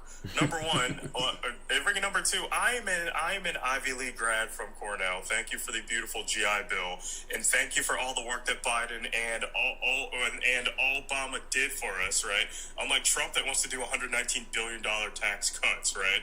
So with that being said, why do you have to attack me personally? Attack my argument. Now let's get right back to it. Your president sold one of the most productive oil refiners. If you don't want to answer for your president and call all veterans dumb, well, you're a piece of garbage for that. But anyway, address what your president did, right? Attack the argument. Coward. By the way, Billy, Port Arthur is in your state. Right. Okay. But go ahead. Now my question is, how many of y'all are on your cell phones right now? Billy, I need an answer. I literally with the Excel pipeline. Yeah, so Billy, you know what I'm doing right now? I like have an off day for traveling for work, and I'm literally laying in bed, rolling around occasionally to drink my coffee, and then flaming you up at the same time. So I have to be on my cell phone to literally use the interface on this app. So Billy, one more time. Your president hurt domestic oil production by literally collaborating with Saudi Aramco to sell the Port Arthur oil refinery. That is antithetical to drill, baby, drill. So Billy, can I get an answer to my question? Because you've gone to taking personal shots at veterans, which I'm not going to allow you to do that with 1, 2, 3 up here, 4. Yeah. And throw the goat. Every single person on this panel is a veteran. Yeah, every single person. So just the fact that you can't even address the argument. So Port Arthur Oil Refinery, let's get to it. Selling off our capacity to another country to make more domestic oil. What's the reason he did that? I don't know, man. Why don't you tell me? Okay, so you don't know. So do you know? Yeah, I do. So I'll be you have an opinion, or do you know? So I do actually, because this happened all the way. This literally happened all the way back when Trump was president the first time, right? This has been public. So, guys, he doesn't know. So, before I drop the answer on him, so he doesn't know why Trump hurt domestic oil production by collaborating with Governor Greg Abbott. No, it's fine. You already said that you didn't know. He doesn't know why he hurt domestic oil production after talking shit about Keystone XL that had nothing to do with us. All right, cool. Port Arthur, 2019. So, Greg Abbott, right, governor of Texas, Saudi Aramco, right, they decided to go do this cheesy thing where they were going to strike a symbol of partnership between Saudi Arabia and the United States. Problem is, with this statement, we've been allies with Saudi Arabia for quite some time. This is the same mechanic as the Abraham Accords. Why are we doing deals with people that we're already at peace with? So not only did that do absolutely nothing, but that literally reduced our ability to make more U.S. domestic oil here, which is why Trump only produced a measly 9.4 million barrels per day when he was president, which was garbage. Gunny, I see what you're holding up, my friend. Oh, there it is. There we go. 100K likes, guys. So yeah, we just went oil refinery for oil refinery, and your president sucks at making us energy independent. Just saying. Well, you missed an important part of the Keystone conversation, and that's the first major injunction against the Keystone XL pipeline happened in July of 2020, when they tried to build across waterways, and they were told, no, you have to pause while we review the case. Does anybody remember who was president in July 2020? I do. Yeah, me too. It was the orange Cheeto dust. I was just gonna say that orange Cheeto. to Pro, good morning. Yeah, what up? Also, anybody that wants to know, this is my main backup. Anybody that's on any other place, it's like, you're a mod for me. Well, my main account got banated while I was sitting in chat. Wasn't even fucking on a panel. I was sitting in chat playing Fortnite, and my wife looked down at my phone and said, "What's that on your screen?" And I looked down and I went, "Yeah, what is that on my screen? What?" You got a banana in the comments? Yeah, that's honestly nasty. So, Crow, I honestly want to walk it back to Billy's ex-military comment. Now that I know he knows nothing what's going on. Billy, like, where were you going with that ex-military comment? I'm just curious. Like, where were you going with that? Do you just assume that we're all stupid or something? Yeah, but I was going to do a point with the new account. So that means that at the Aerofest is just because I know there's a lot of people I mod for that are also in this chat right now. If I want anybody that has an extra spot, just mod this account as well as the other one. Oh, did Billy run? Damn. Oh, he left. Damn. I wanted to hear from his wife. I'm not going to lie because I did too. In the background, I really wanted Billy. If you're still here and your wife would like to talk with us, like please come back up because I would genuinely. And this isn't an attack. I don't want to dogpile on your wife. I do genuinely want to hear her view if she's willing to come up, or if she has an account on her own and wants to come up, she can come in and tag me, Chris, anybody on the panel, and we will gladly pull her up above anybody else. Billy, I just sent you another invite. Billy, come back and put your wife on because I don't get an opportunity to hear a woman's perspective on Trump. Mm-hmm. Would you mind coming back up and putting your wife on, please? Yeah, I'll just sit back and watch. Billy used me as a distraction. It was crazy. I'm going to do a quick mod thing real quick, Gunny, if you're all right with that. Yeah, go ahead. We got 270 people in here. Thank everybody so much for being here. We greatly appreciate you. If we don't mind tapping the screen for like the next 5 minutes, we'll get Gunny over 100K. If this does not happen, we are actually going to turn the comments off so we can get the likes up. I will turn them back on once the lights start going up. Also, please keep gifting Gunny. It does help. Help him keep getting those live goals that he keeps setting. Just help the live. He does have his Cash App and his Venmo goal up behind him. It is a direct tip to him. So if you want to tip directly, not using any of the TikTok gifts, Cole, it totally understand. Please keep sharing the live. We're at about 201 shares right now. It's phenomenal. 272 people in here. If you just hold that screen down, share it to your top 50 people you can contact with all the time. Help get more people in here. So thank you so much. Enjoy having you here. We love that you're enjoying the live in the comments. Please keep commenting. We will only mute you if you're spamming. If you avoid coming up into the panel, we will also mute you to where you can't comment. We try to avoid that. If you have mods, specifically, not necessarily other people, if you have mods asking for you to come into the panel and we're sending requests, please accept it unless you just don't want to. Otherwise, we're going to have to drop you. Yeah. Or mute you. And if there's any friendlies in the box, please drop down for now. Yeah. We're just looking for opposition. TMFJ, are you a Trump supporter? TMFJ, are you a Trump supporter?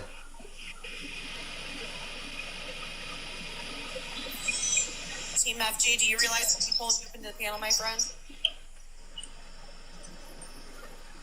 I don't think you realize he's in the panel. Okay. Hello. Yeah, it sounded like he was. Also, I saw my wife has entered chat. Hello, my love.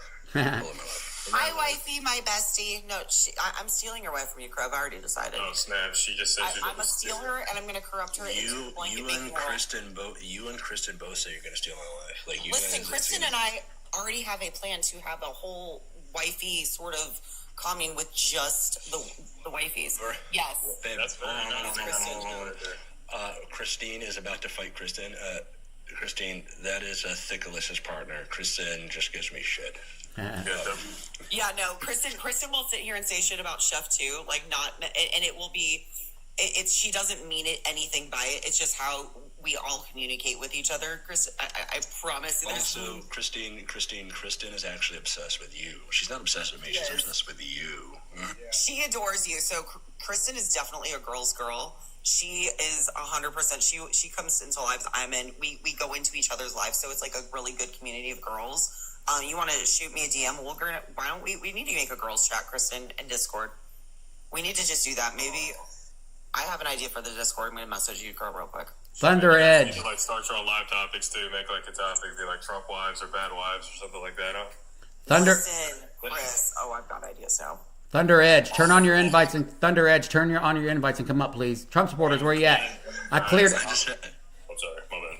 I cleared out the box of all the friendly. So Trump supporters, please request up. Let's get some debates going, please. All right, go ahead. Oh, sorry, go ahead, Carl. Yeah, I was just saying I had to jump in and stop that war before it started because I'm like, wait, no, you two should be best friends. Do not fight. Yeah, freaking please don't fist fight. But guys, the reason why that last guy pissed me off, guys. So I went to South by Southwest this weekend, and I went to this event at freaking JP Morgan. I am proud to say that half of their Austin office, right, which is one of the most productive offices in North America, is veteran hired, and they all look good. Like, they're all doing their thing. I'm like, that is what I'm talking about, baby. WJP Morgan. We're not dumb over here. We do numbers here. Tracy, are you a Trump supporter? I was just gonna say no. She's from the UK. She said no, but she's from the UK. So I was just saying, I only asked once or twice could I come up, and then I got some random guy giving me loads of like, nah, why couldn't I come up? That somebody in the chat.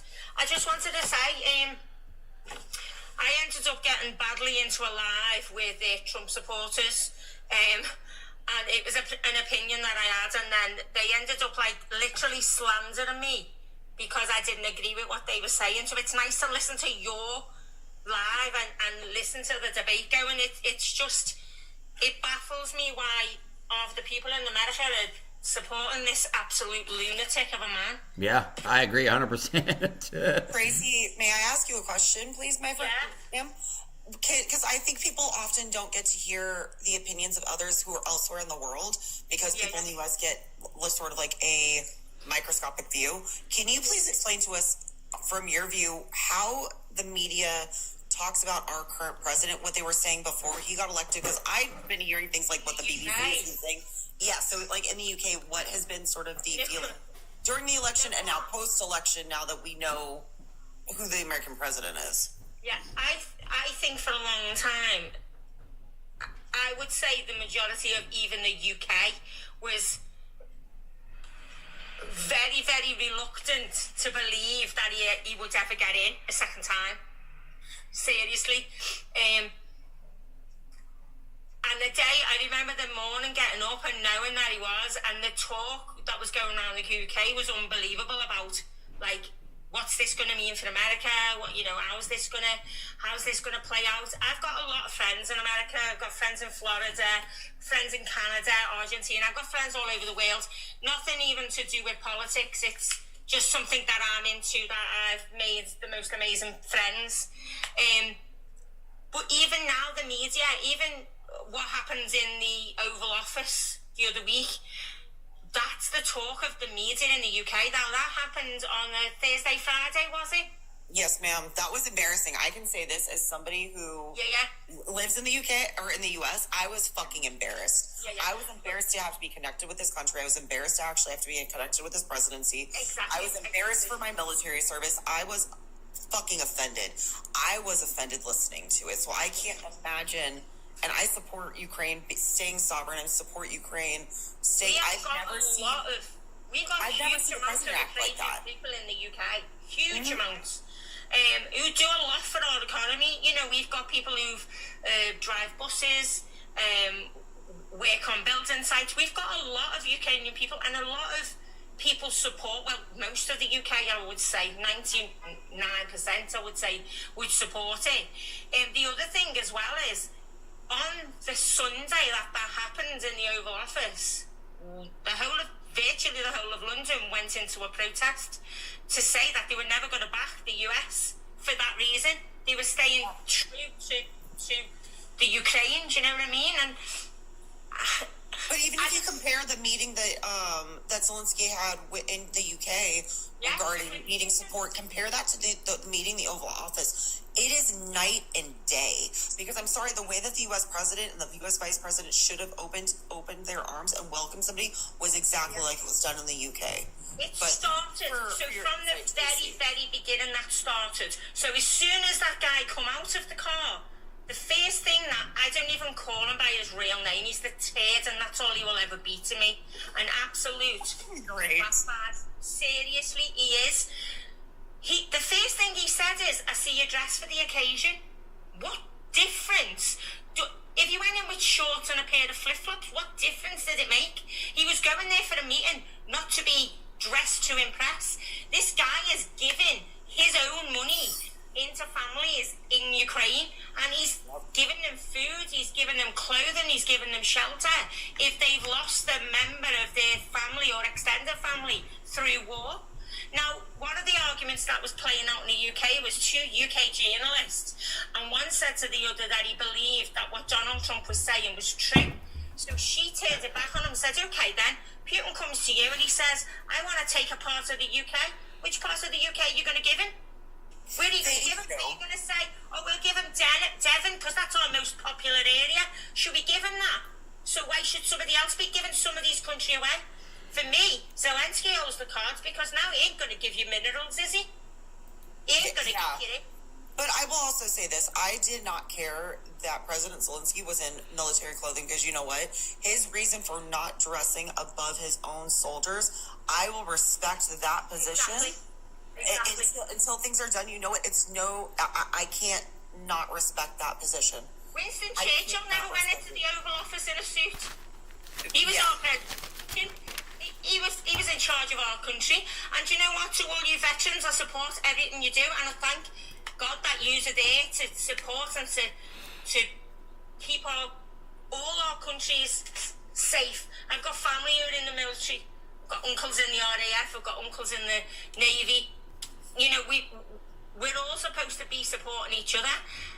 I went into another live and I was called fake. I was called stupid. And these are by turd supporters. One of which of them actually lives in the UK, probably about 6 miles from me. Her husband is English, and she just blocked me before. That's how I scrolled along and got to your live, because she blocked me because you've just been calling me mom, haven't you? This Sylvia lady. Oh, I don't know.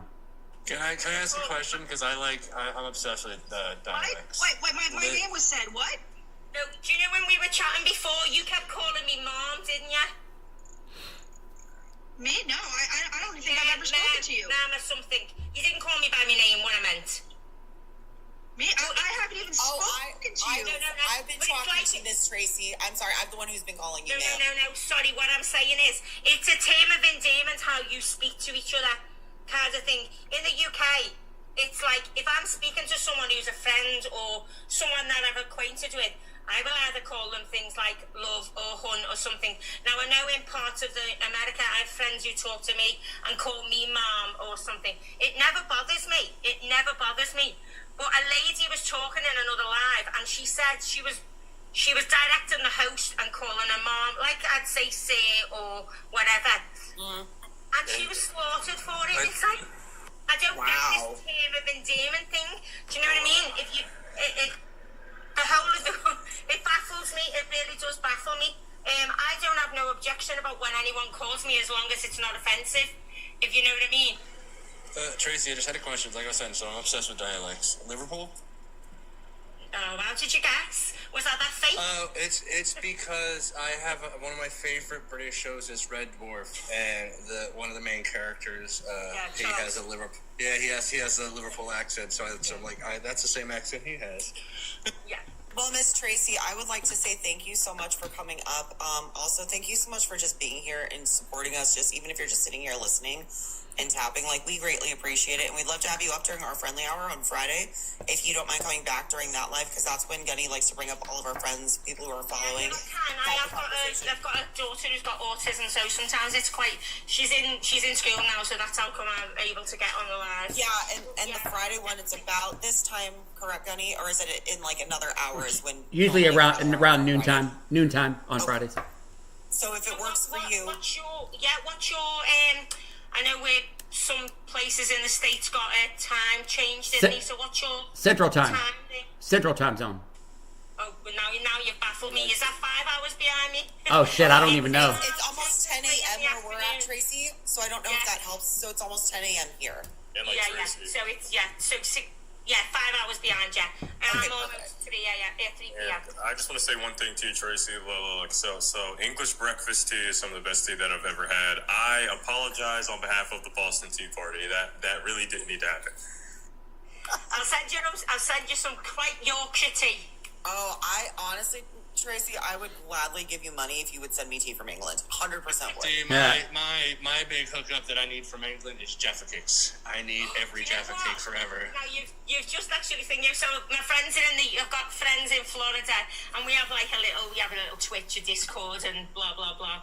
And we were chatting the other day, and I was talking, but I was eating. And she, what are you eating? I went Jaffa Cakes. She went Jaffa Cakes. What are they?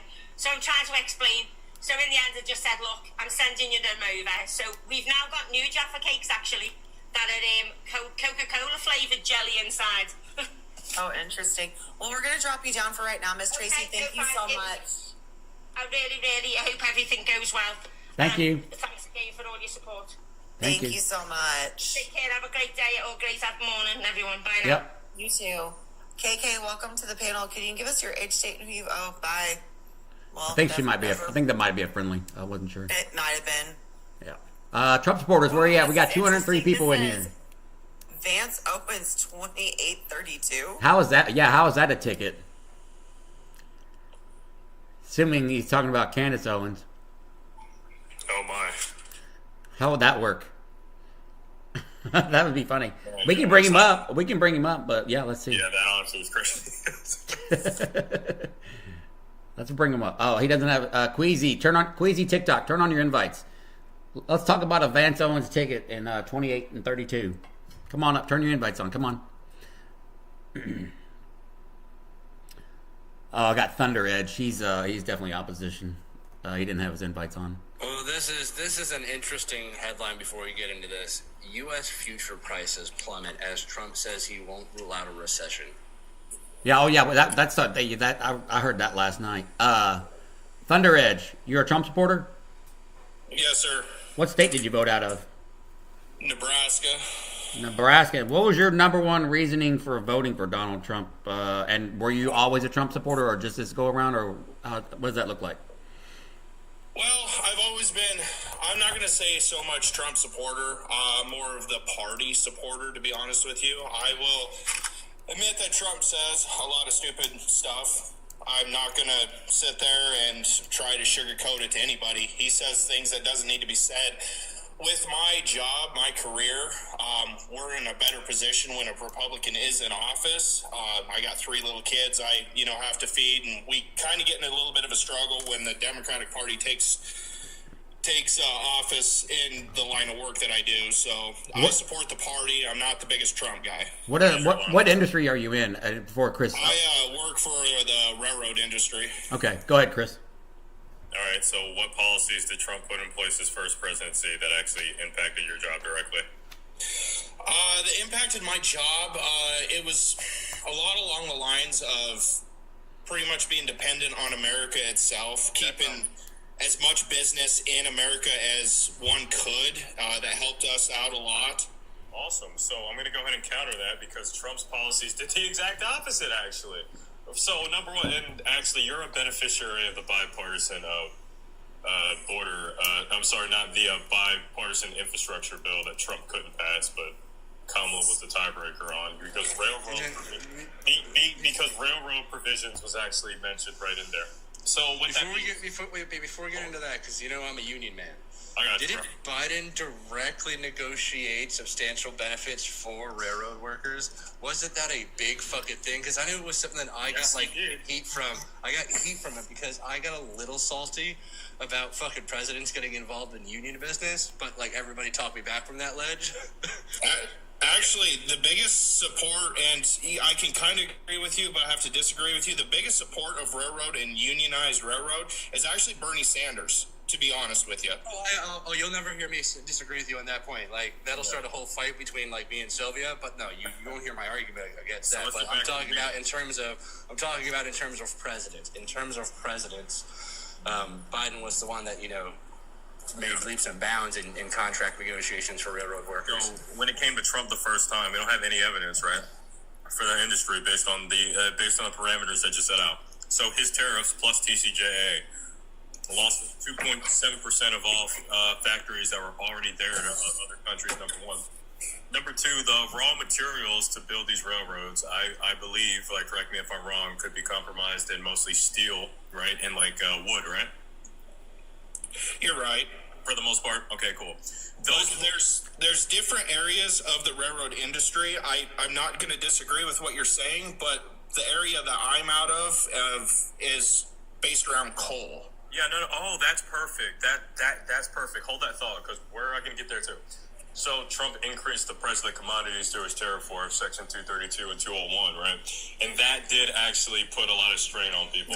And actually, it's funny that you actually mentioned coal, because we're just going to roll into another part of that.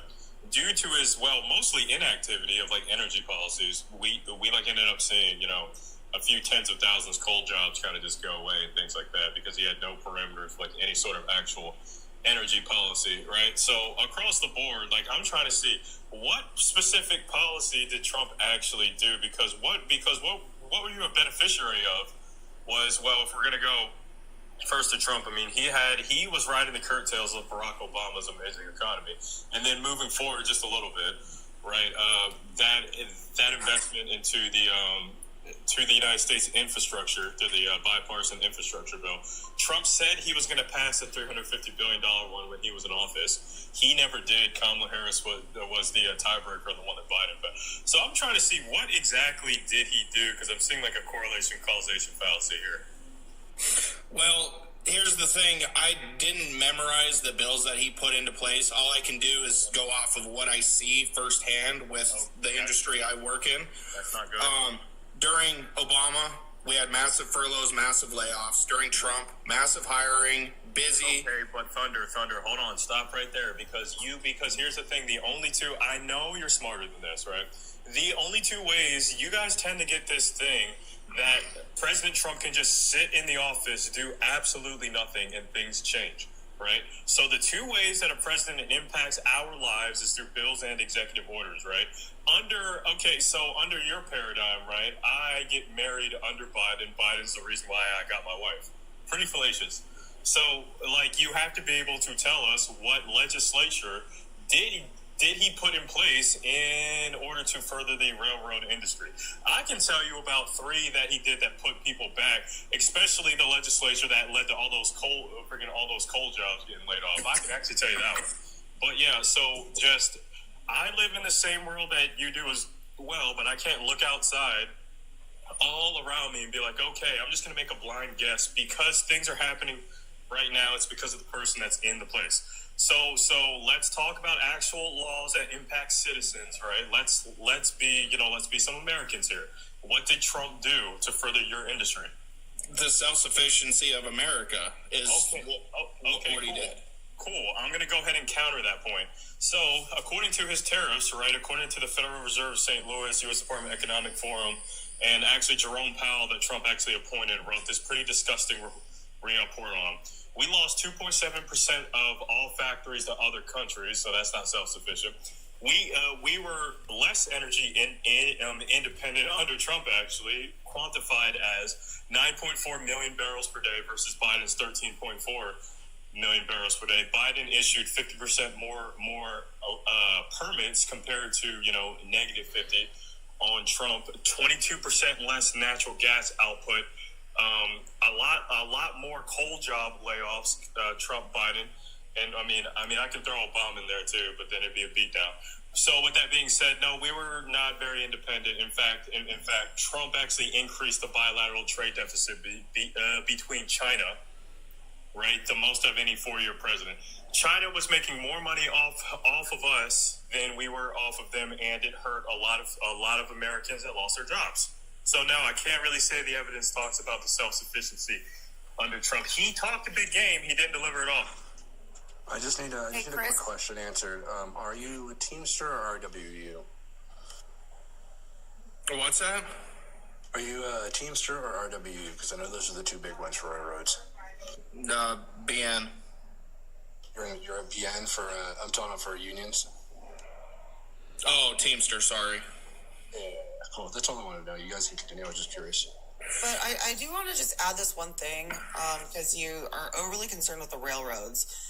The only time that the railroads were doing sufficiently, above was during the pandemic, because it was one of the fastest ways to help get supplies, especially medical supplies, from one side of the country to the other. So while, yes, things did improve slightly for railroads during that time, you also have to look that while certain industries may have boomed and been doing well, because, trucking was doing really well during the pandemic as well, that doesn't mean that, Trump caused all that. It was just sort of the effects of a global pandemic.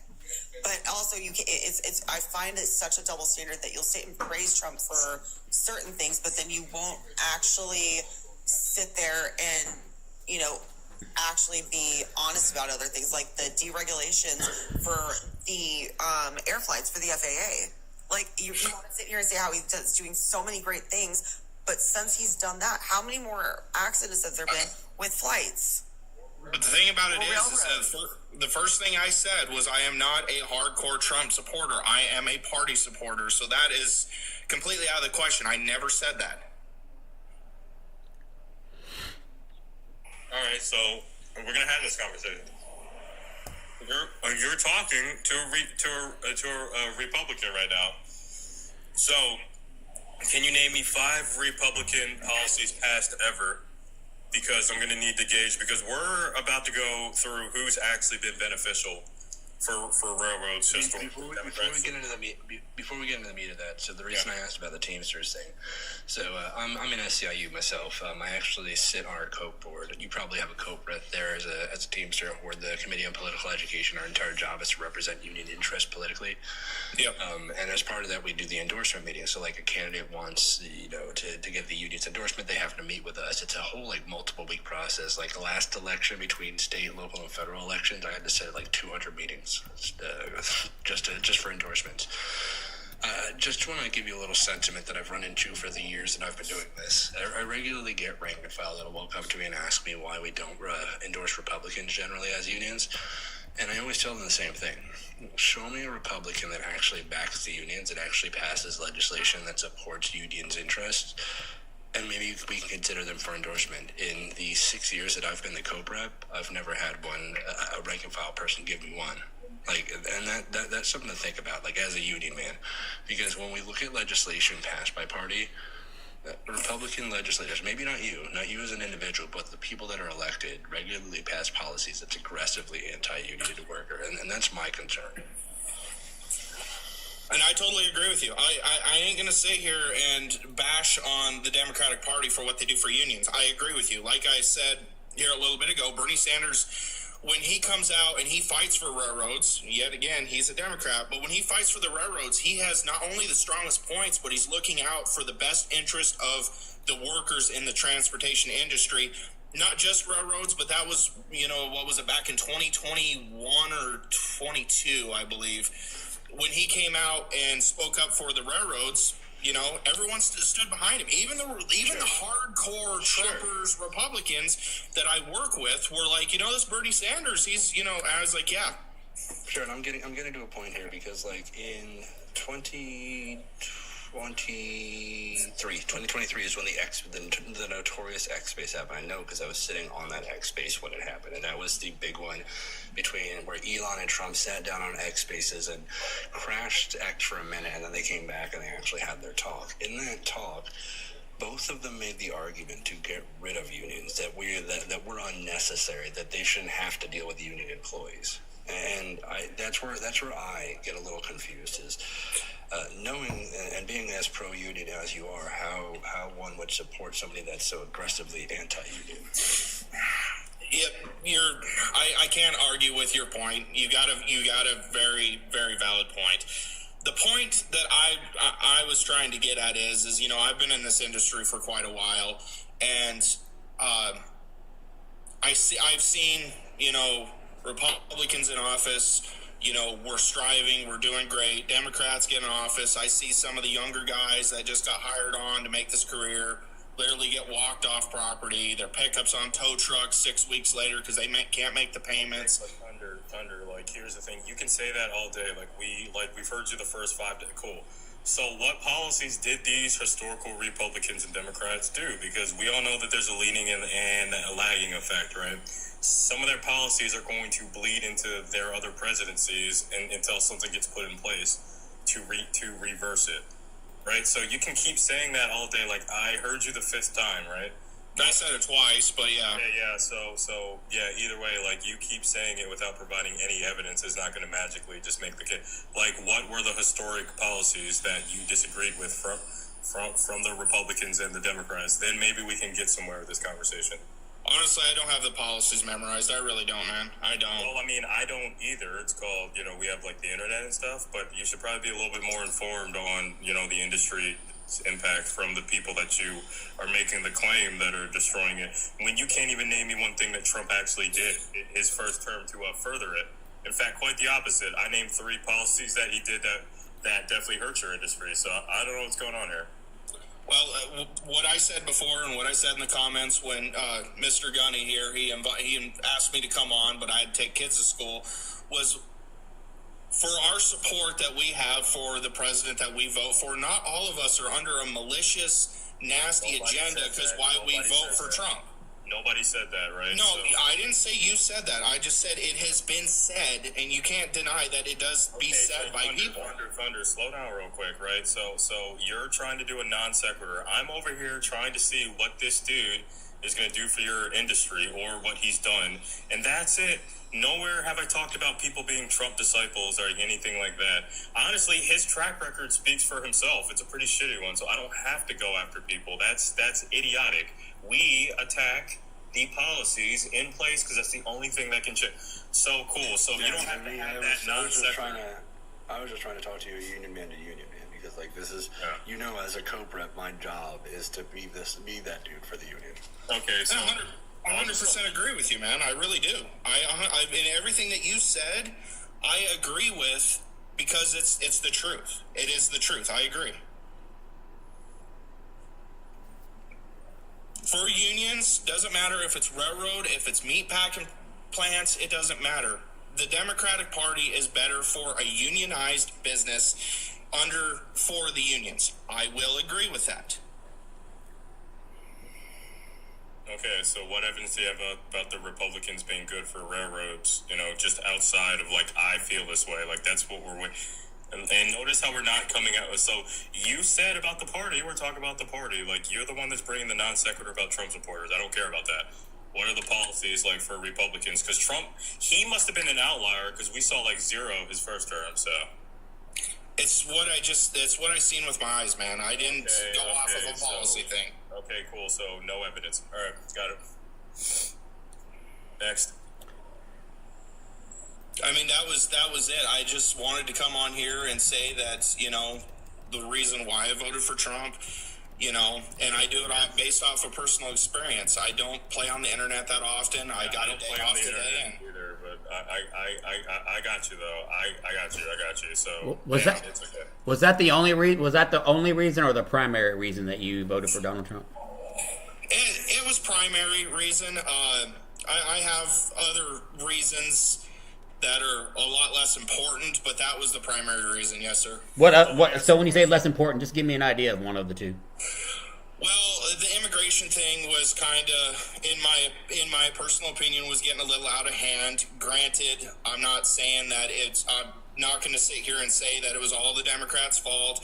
It was all the party's fault. I ain't going to sit here and slander Biden and Kamala because I ain't going to sit there and say that. But it felt to me that he had a strong stronger vocal point on how to handle illegal immigration. Through mass deportations that are violating American citizens' constitutional rights? You think that's an effective way?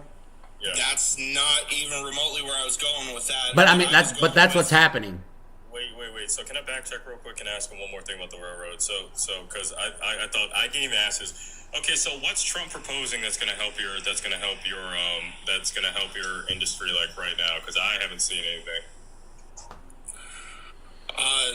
Pushing of more coal. He and I don't know if it was him, so don't get on me about that. But we got told that we have a couple more coal plants opening up in the east because the energy source cannot back behind, just self-energy with the electric. They need coal to make all the electricity for all this modern technology, vehicles and such, and coal needs to be that supporter to help create all that electrical energy. You know what? Just move back to immigration because Trump never said that. All right, cool, got it. So okay, yeah, let's go back to. So what my point being was that Trump's the way that he's pursuing this immigration issue is that it's affecting people's constitutional rights in terms of the way in which ICE raids are being done and things like that. So, do you still? I mean, I'm assuming you're not going to be okay with the ends justifies the means, but I have to ask. Not really. Some of the way he is handling this deportation is absolutely absurd. I will agree. I'm talking more along the lines of a better screening of what who we allow into this country and try to.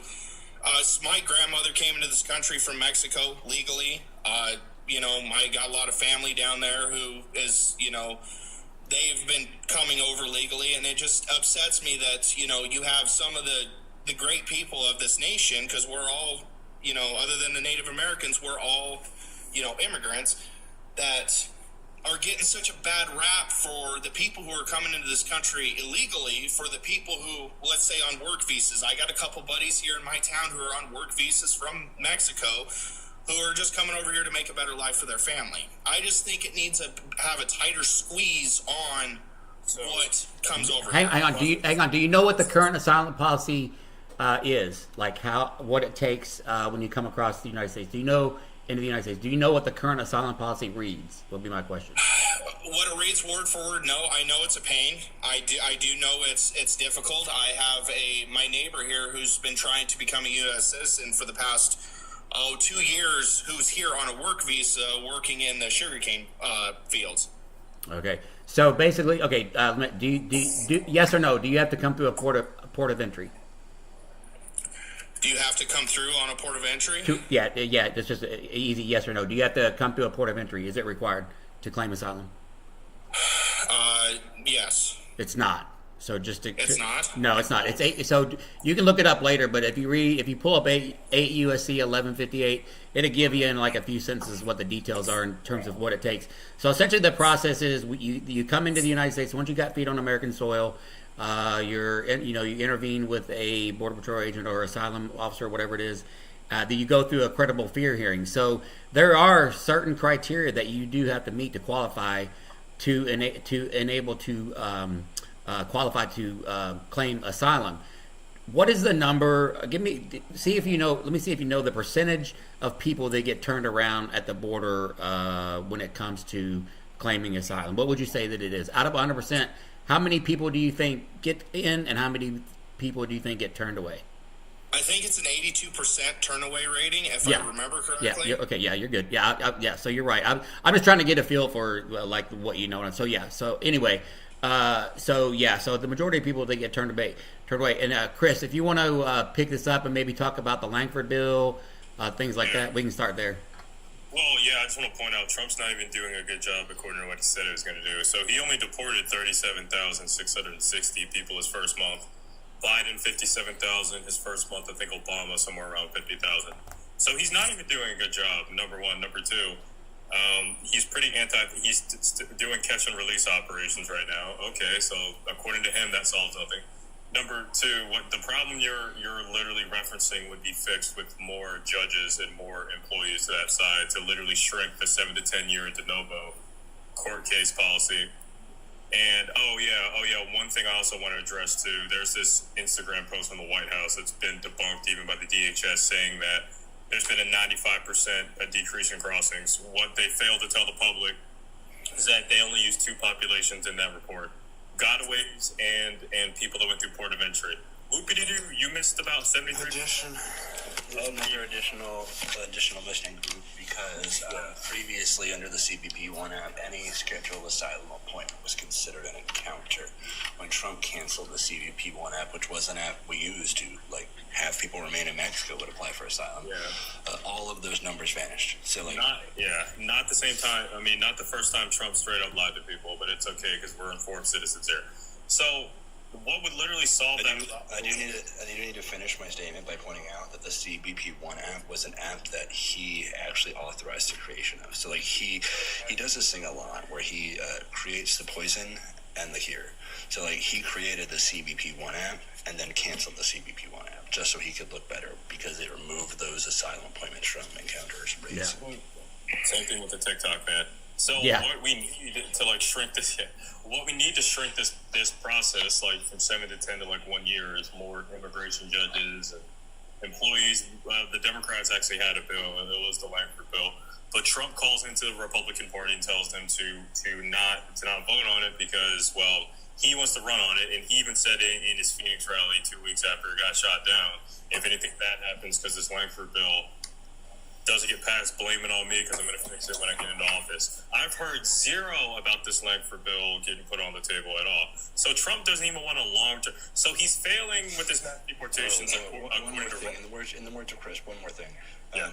If you pull up the Homeland Security page and look at encounter rates at the southern border, we were already on a downward trend that started in February of 2024. So the numbers were already going down. Yeah, I'm looking at 2025 or 2024 in October. It was 106,000. Then it was 94,000. Slight uptick in December at 96,000. Then in January it was 61,000. And the February numbers are not published. If anybody wants to tell me, I can. I'll put it on. I know I'm working the boxes, but I can show anybody that. I'll send Gunny a screenshot right now that he can put on screen. I don't give a shit. Yeah. Thank you, Biden, and thank you, Kamala Harris, for the root cause strategy that really helped get those numbers down after the C-19 inflation causing people to migrate north. Thank you, Kamala Harris. Hope you're doing well. So we've heard nothing about this Langford bill. Trump doesn't want a long-term solution to immigration because he wants to keep riding this wave. If he did, then honestly, we would have heard it by now, and we would have heard it during his campaign too. So in order to permanently fix this, we have to put in legislature in place to fix this asylum policy, to fix all this stuff. But he doesn't want that because we haven't even heard of it. He's more worried about sending troops to the border. By the way, he did that in 2019. After a 400% increase in crossings compared to Obama, the deporter-in-chief. So we don't even have any evidence he's even looking for a permanent fix, which is crazy. El Paso, Texas, USA. Get in the box, please. That's where I lived at for 4 years. Request up.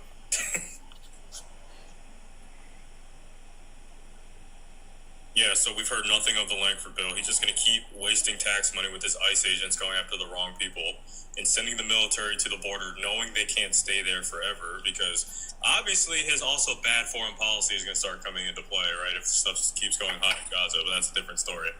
So no permanent fix and less deportations than Biden and Obama already. So I'm not seeing where he's good for immigration, to be honest with you. So, Thunder, what was your? So we'll switch off this. So, what was your other not so important reason for voting for Donald Trump? Out of curiosity. That pretty much summed it up. Is my job, immigration. Like I said, there's a lot of things that he's doing that I don't 100% agree with. I like that we're getting more headway on the. Ending this Ukraine-Russian war. I'd like to see that done. There's a lot of people who are dying that doesn't need to be. It's very sad. Do you think that? Also in this, you're in this category of people that confuse me because I also was a big fucking Bernie supporter, and I've been seeing a handful of people on this app that will celebrate Bernie but then vote for Trump, and I can't rationalize it in my head, because if you love Bernie and you like the things he does for the working class, I don't understand voting for the quite literal opposite of him. Like, I can't figure it out. I can't make it make sense in my head. I support Bernie and what he's doing. Did he run for president? No. If he would have, there might have been a good chance I would have voted for him. Sure. But then if Bernie's policies are the ones that you would be about, why vote for his literal opposite? I seen it, and I know you guys have heard this a million times, but I seen it as which, in my opinion, was a lesser of two evils. Not the opposite of the man whose policies you align with most, which is Bernie. Well, Bernie and Kamala ain't the same person, and they don't agree on everything either. Yes, but she's closer. She's closer to Bernie than Trump ever will be. Yes, and can you please say her name correctly? It's Kamala. I've been sitting here quietly listening for about 20 minutes. Her name is Kamala. And if you can't say it, please just say Vice President Harris. Okay.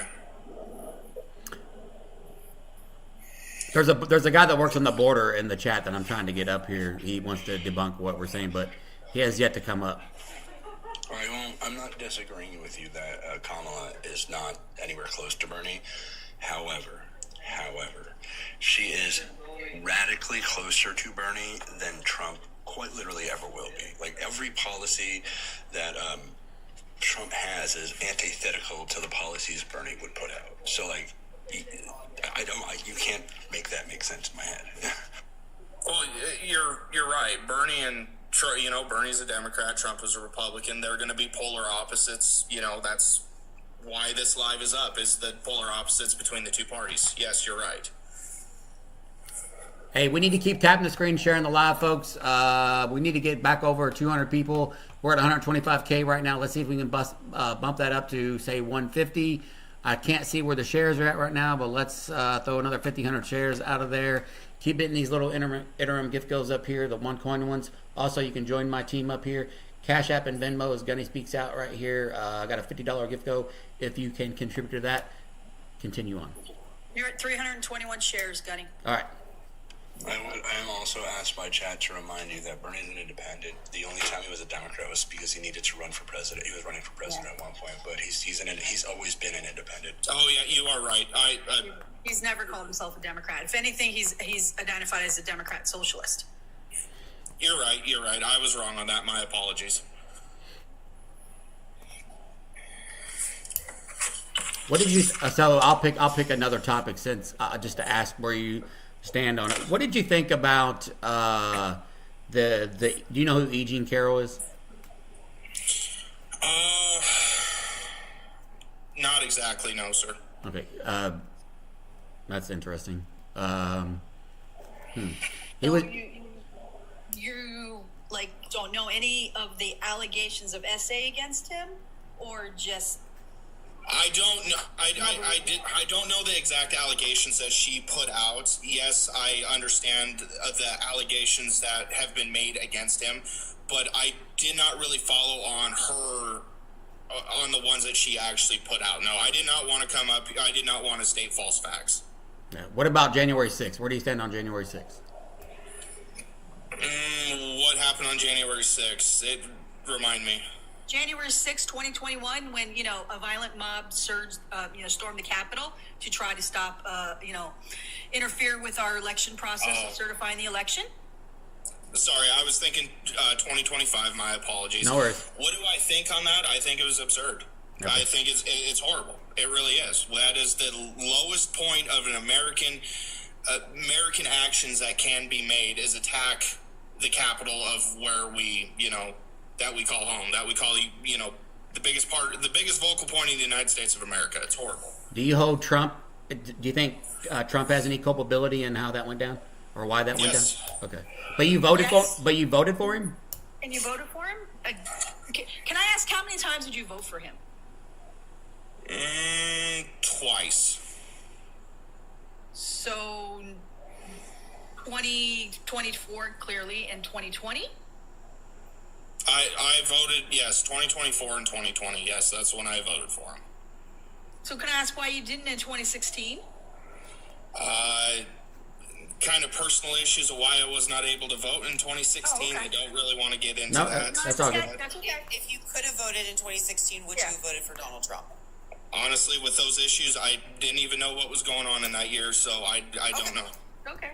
Yeah, it's all good. And it's a fair question, and we're not trying to pry. It was just, didn't know if it was more personal, like things you were personally going through, or if it was just political, like, awareness, or you just couldn't. So that's why I was just trying to get clarification. Oh, totally understand. You didn't know. I understand. Thank you for your support on that. Did you think it was a?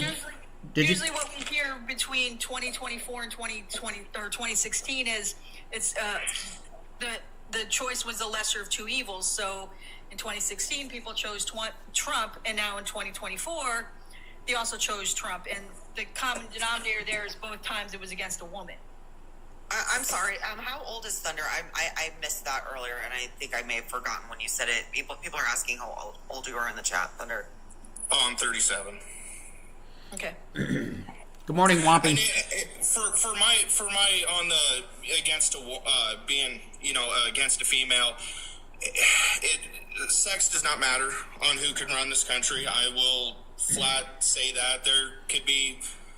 It's going to happen in the future to where a woman runs this country, and I hope it does happen. I hope it does change that, that monotony of, how do I say this, old rich white guys running. Yeah. I agree. I 100% agree, and it's going to happen, and I hope it does happen. I hope it's the right candidate for it. Thunder, can I ask you a question? Yes, ma'am. Because I know you vote more party, not person, correct? That's been sort of the biggest thing, correct? Yes, correct. So, can I ask, how is it?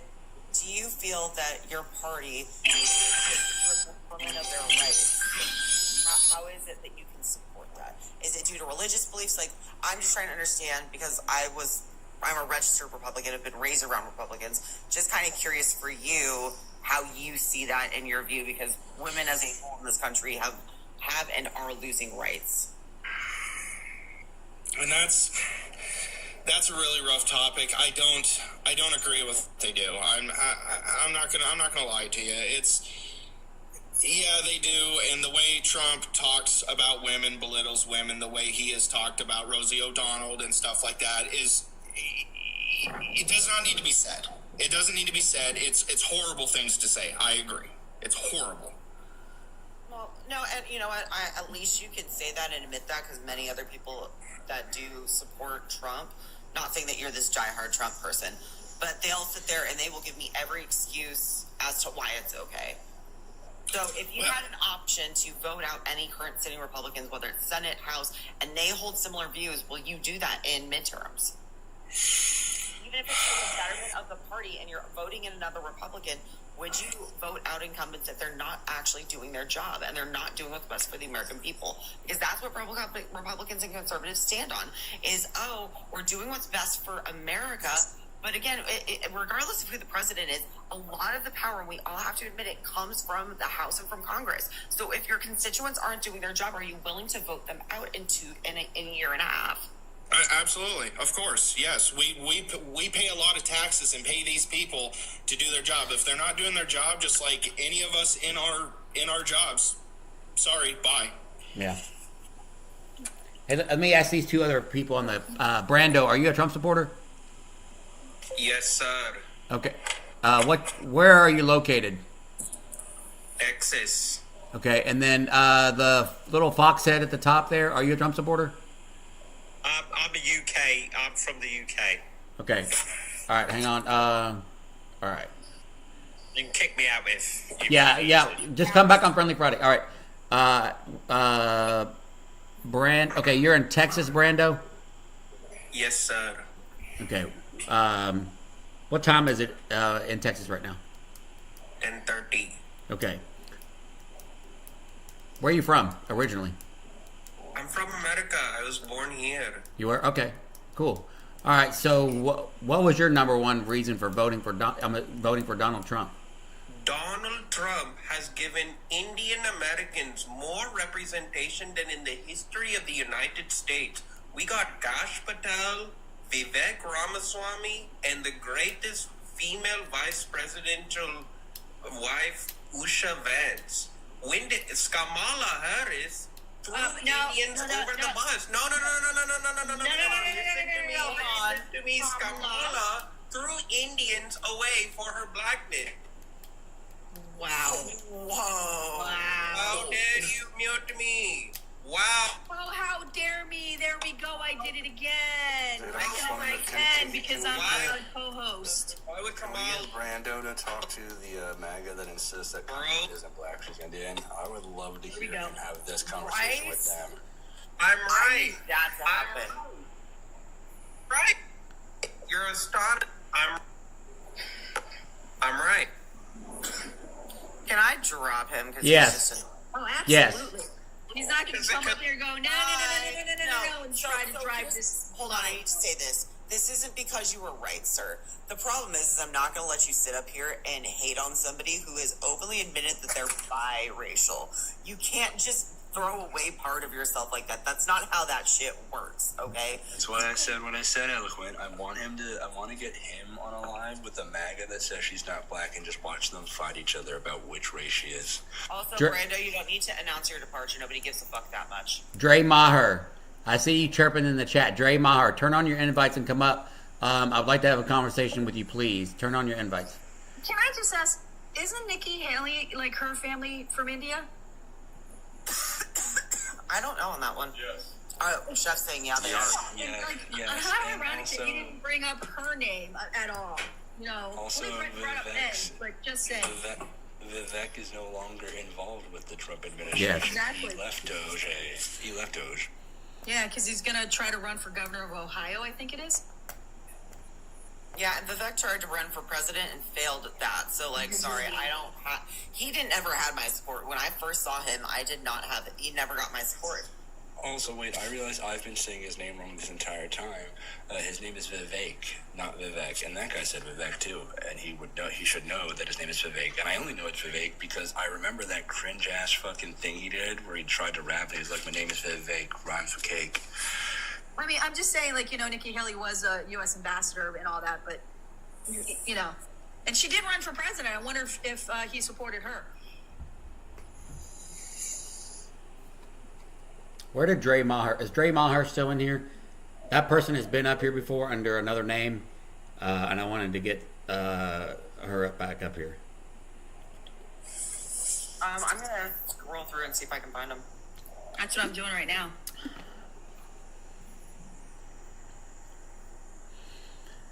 Vincent wants to come up. All right, Vincent. I saw him type some hateful shit. Thunder. Hey, Thunder, if you need to go, it's fine. If you want to come back up another time. But I appreciate your input and being, really receptive to the things that we're saying. And thank you. And I really respect everything that you support, Gunny. I mean, granted, we're on both sides of the fence, but you're very respectful, very nice. And I'd like to be on here again with you. Sure. I'm going to give you a follow. If you want to come up here and talk about any other issues, feel free. All right. Thanks, brother. All right, man. Be good. Also, for the people saying it's 9:35 in Texas, we had daylight savings over the weekend, my friends. Yeah. It is 10:36 currently in Texas. I live in Texas. Sylvia lives in Texas. Yeah, we had daylight savings. So if your clock's an hour behind right now, you're gonna want to change that. I'm not trying to be rude, but I think we all forgot about that. So just heads up. Change the clock on your microwave there. Before we begin, Thunder, if you're still in chat, if you have any fucking other union-related questions, just DM me, man. I'm down to explain any policies that'll benefit unions or not benefit unions to you. Obi. Even though we're in different unions, it's fucking solidarity forever. Yeah. Vincent, you're a Trump supporter? Vincent, I'm speaking to you. Are you a Trump supporter? Vincent, you were sitting there down in the chat chirping away, but now you don't want to talk?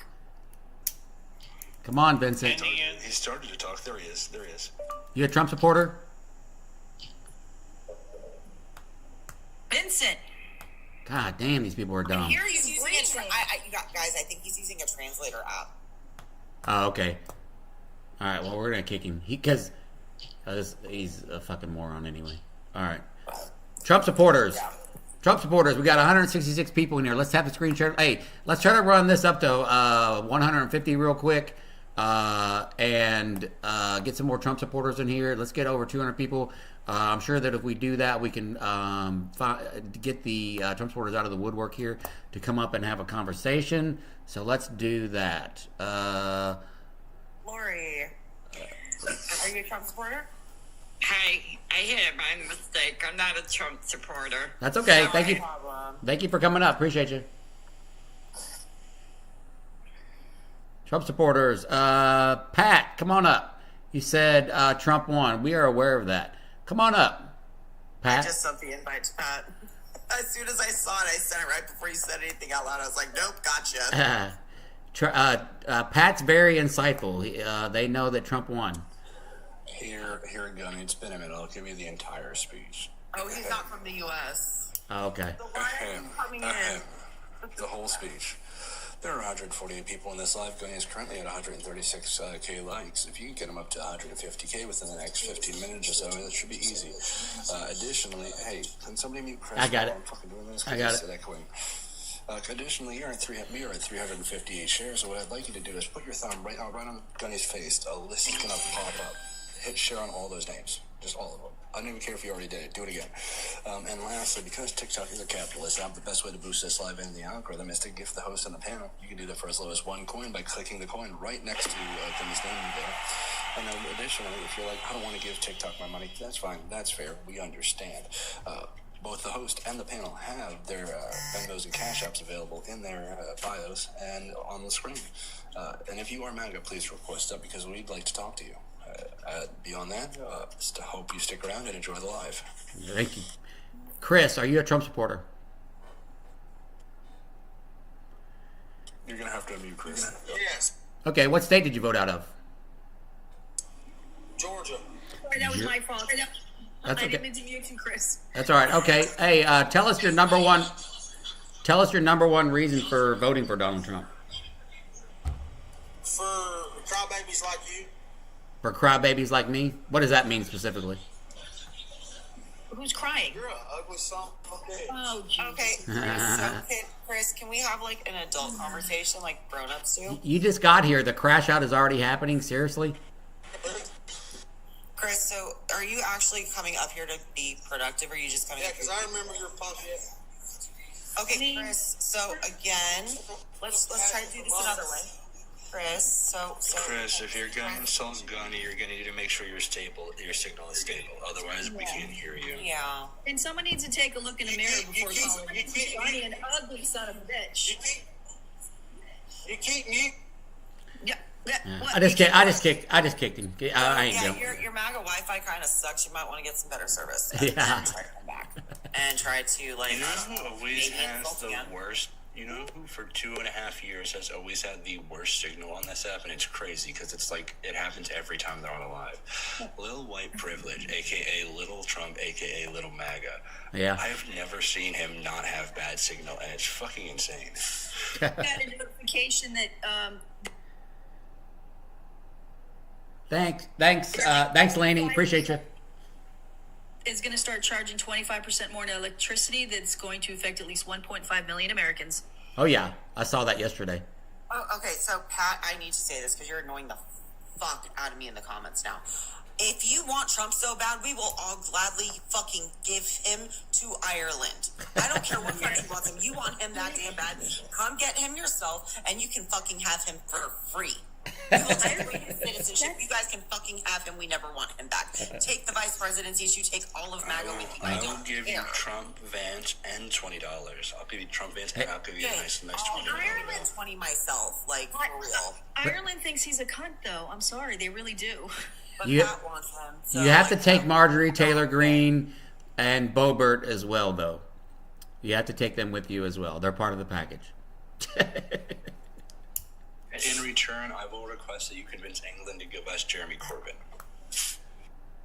Wolfgang, come up. He says, typical angry Democrats. I don't think we're angry, but Wolfgang, come on up. You have a President Trump coin. Please, let's have a conversation, man. Come on, I want to know why it is you voted for Donald Trump, why you like him. We're not angry, but come on, man. Let's have a legitimate conversation. Come on. It's all good. It's all good in the hood here. Please take MTG. You got to take Sloth Toes. I'm telling you, she's got to go.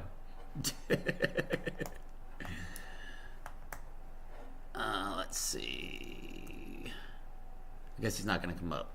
Anyone have views on upcoming government shutdown? I don't have any information. Amen, but yeah. Come on. So I'll answer that. So we're currently on a temporary extension that was passed in December that expires soon. They can still do another extension. They can literally keep temporarily funding the government. They've done this before. What I'm concerned with as a government employee is if a shutdown does go into effect, I get furloughed, and that's gonna suck ass because I ain't got savings. I don't have savings right now. I'll have to go on unemployment for a while. That being said, it's one of those things that, like, even as a government employee, I find out when you guys find out. Like, it's one of those things where I walk into work to get told, "Hey, don't come in tomorrow. We're going into a shutdown." Somebody asked me, Sloth, what I was talking about, MTG. I call her Sloth Toes because there's a picture going around the internet of her ugly ass feet, so I call her Sloth Toes. But that's why. Wolfgang says he's at work and don't want to start cursing. Well, come up and don't start cursing. No big deal. Just don't curse. Seriously. There's no reason to have to curse anybody out. I mean, geez, there's that anger. You won. Why are you people so angry? Yeah. Have the impulse control of more than a toddler. Yeah. Thanks, been there, done that years ago. Okay.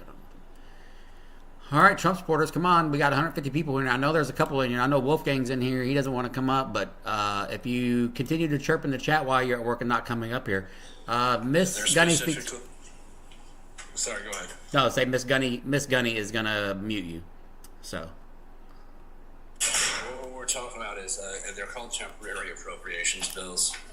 They did it back in December. That's the one you made. If you've been here long enough for me to talk about that temporary appropriations bill a bunch in relation to my job because they forgot to put SNAP fraud funding in there, which means if somebody has their card stolen or their information stolen on food stamps, we can't give them replacement food stamps. They just get a new card. Because when they passed the temporary appropriations bill, they forgot that funding. So that's the kind of thing we'd be working on is another 6-month temporary appropriations to give them time to get their fucking shit together. Let's see. Yeah, let's try to get to 100. And we're about to hit 150. Let's get to 175. That'll boost the room numbers a good bit, probably well over 200 to find us some more Trump supporters. So let's take a few minutes.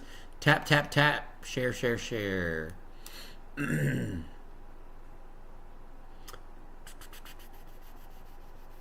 Let's see. Funniest shit happened today before I came over here. Somehow we got onto the topic of addiction, which then led to me having to say that I'm proud of you to 17 different people because I apparently triggered all of their pride kinks. It was weird. I'm gonna try to pull up some headlines here. Let's see. Latest. You would have found it funny, Alec, when it was literally just me and Mose for 15 minutes just going, 7 years? I'm proud of you. 10 years? I'm proud of you. 5 years? I'm proud of you. It says here Marco Rubio announces cancellation of most U.S. aid programs. I thought that was going to be allowed to go through. I don't know what's happening anymore. You'd like to think that, wouldn't you? You'd like to think that the executive branch has to listen to the judicial branch. That's just woke liberal nonsense. Wait, I just got something. All right. While you guys are doing that, I'm going to do a bathroom break real quick. Keep tapping the screen and sharing the live. Mods and everybody just keep an eye out for Trump stories. I'll be right back.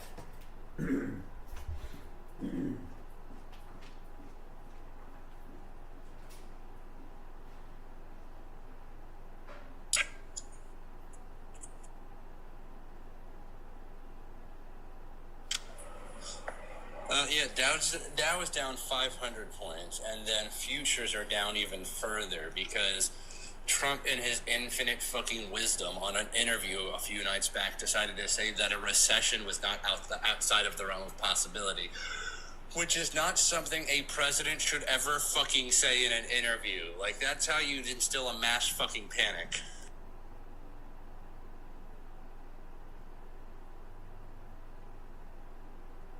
Like, I don't know why he thought that it was like a good idea on a nationally televised interview to say that a recession was not outside the realm of possibility. Because all that's going to do is exactly what it did, which is tank the Dow and tank futures.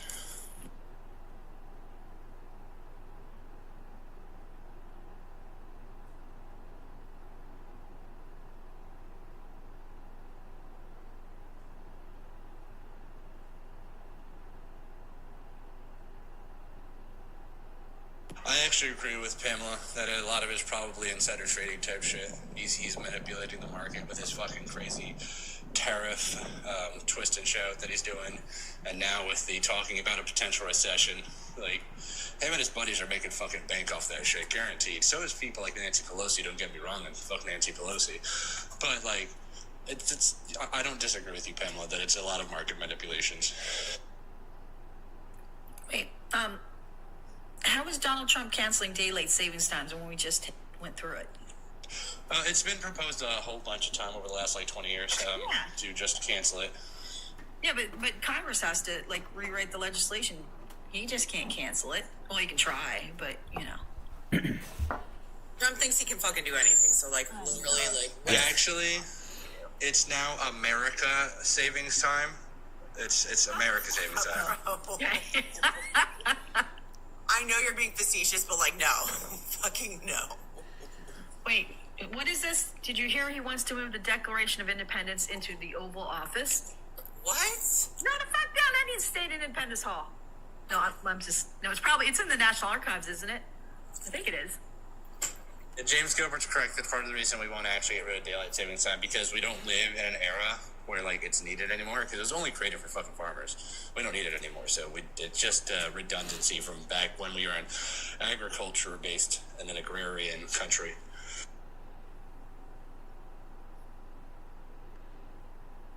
Trump supporters, where are you at? Trump supporters request up. We got 140 people in here. We got, let's see, we're at 156,000 likes. Let's keep tapping the screen and sharing the live.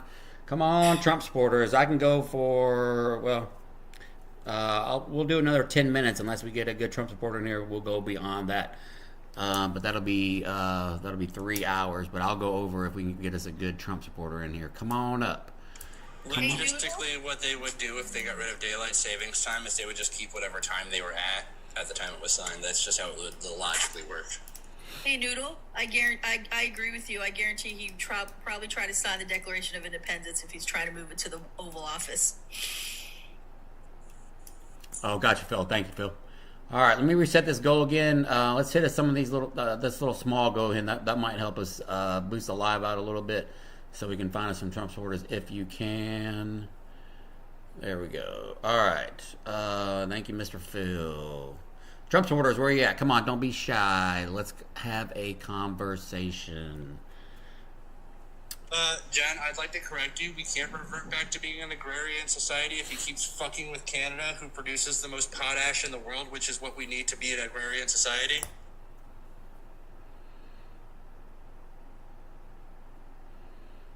Yeah. If we don't have fertilizer, we can't be agrarian. Yeah. In case you didn't know what potash was used for. Hey, look at that! I got a bow. Oh, that was cute. Hey, I need another one. Hey, if somebody sends me another one, I want to get another one of those so I can take a picture of it and post it for my homophobic Trumpers in here. Wait, which one is it? The bow. The bow on my head. All right, hold on. Get ready, I'm sending it. Here right. goes. Never mind, someone else sent it. I got it. Thanks. Oh, another one. Grumpy just sent one. Look, with fingernails. Bow and nails. That's awesome. I love it. That's gonna trigger the fuck out of them. You know what's really fucking funny about this account, Gunny? What's that? So this is actually one of my old 0 Hour Hero accounts when I lost live access. I remembered that this existed and had enough followers to do my shit. I got on it and I learned that it had 300 accounts sitting in it for 2 years because I just never, like, it had cashed out at one point and then I got 300 coins and then I stopped using it. So like I was just sitting on 300 coins when I rolled up in here, and now I immediately got past the payout, so I have to actually reset the payout back up on this account. Oh, I gotcha. Yeah. Because I saw it come up. I'm like, what the fuck? What the fuck did Crow do? Because I saw you. Well, I saw your backups last night, and I think I had already followed them before you asked me to. There's this one, and then there's Anarchro Syndicalist, because I like my wordplay. Yeah, I saw that. I thought that was funny. I'm gonna go ahead and bring Pat up here, even though he's not a citizen, because we're short on Trump supporters. So Pat, come on up. He asked me earlier which restroom I use. He wanted to know if I use the girls' restroom or the men's restroom. Come on up here. Oh, fuck's sake. I know. Here we go. And Laney was up here. I think we got Grumpy Grandpa in here. So yeah, I was just to say, Grumpy Grandpa's in the chat. I had DM'd him earlier this morning. Yeah, so James, it's heading that way, James. We lost, 1,000 points in the last 60 fucking days? Yeah, Pat. Let's see. It is going to be. I threw socks all over the floor of my office. Oops. I needed a power strip. It was more important than the socks. No, Grumpy Grandpa, this is not the guy, but we had one earlier, like when we started the live. Yeah, different guy. First thing right off the bat is men don't belong in women's bathrooms. We need to keep them out of the women's bathrooms. I was like, oh, here we go. I haven't even had my coffee yet, and we're already starting with this. Yeah, let's see what R. Baron has to say. I guess. Oh my God! Can't spell hatred without red hat. Which is true. Pat Doyle, come up. You've got an invite pending. Come on up. We want to have a conversation with you. Let's talk about bathrooms. Let's please talk about bathrooms. It's such an important topic these days, for whatever fucking reason. Whatever. Does he not understand, like, the infinite man code that we've always had in bathrooms, which is eyes straight fucking ahead? Yeah.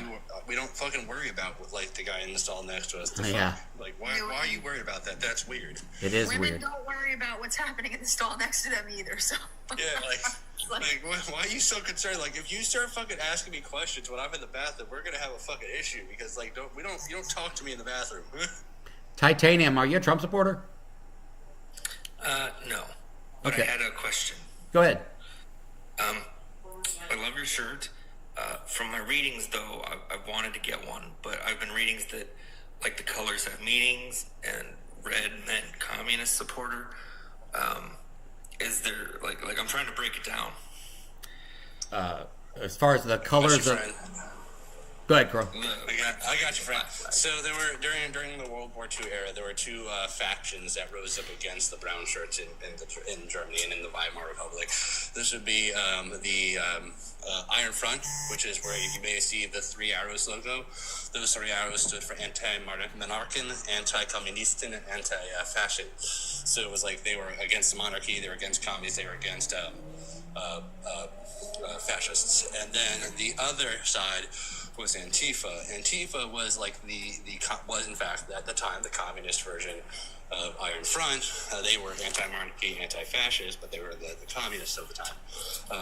That would be the historical context. However, in modern context, just like we regularly readopt old imagery, it's just flatly being Antifa, like being anti-fascist. So, like, if you're worried about the historical context, it's not really there anymore.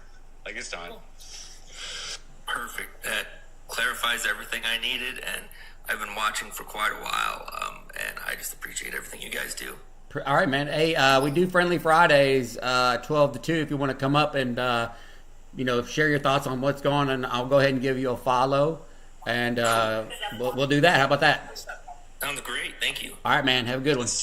You too. That's why those of you that have checked out my merch store, if you pay attention to the gardening shirt, it has both the Antifa flag in it and the 3 arrows, because in the modern era, both of those have lost their old school meaning of just become anti-fascist imagery. Pat never did come up. I'm going to send Pat another invite. Who is this Pat person? I don't see them in the chat. He was the Irish one. I was going to bring him up before. It looks like he left. I didn't bring him up before because we already had enough Trump supporters that were wanting to come up. But he has been chirping in the chat, but now I do not see him anymore. And for those of you with a close eye, the rose in the center of that design on my shop is for the Democratic Socialists, because the Democratic Socialists use a rose as their logo. I can still pull him up, Ranting. Yeah, okay. Ranking said that's why I couldn't see him, because he was muted. Yeah, yeah, that's fine. But I can still, I don't even see him in the chat anymore, or in the. I haven't seen him. Yeah. And so. All right. You'll enjoy this. All my backup accounts, I took my proletariat logo and I just added sunglasses and a mustache. That's fucking awesome. Trump supporters, come on, come on, come on. We got 150 people in here. We're not doing terrible. Let's get to 175K and let's throw out another 25 or 50 shares if we can do that.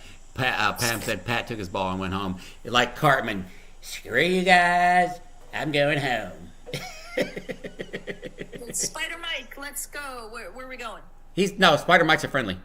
Okay, I wasn't quite sure. Yeah, no, he's friendly. Just asking, like, where are we going? Yeah, he's saying, let's go, let's get some Trump supporters. Let's go where? We're all going to hell if we don't change our ways. That's what my grandma that's already given. Yeah. I'm so mean. Which ways? Wait, hold on. Which ways? Because y'all know I'm a religious man and I'm like red letter religious.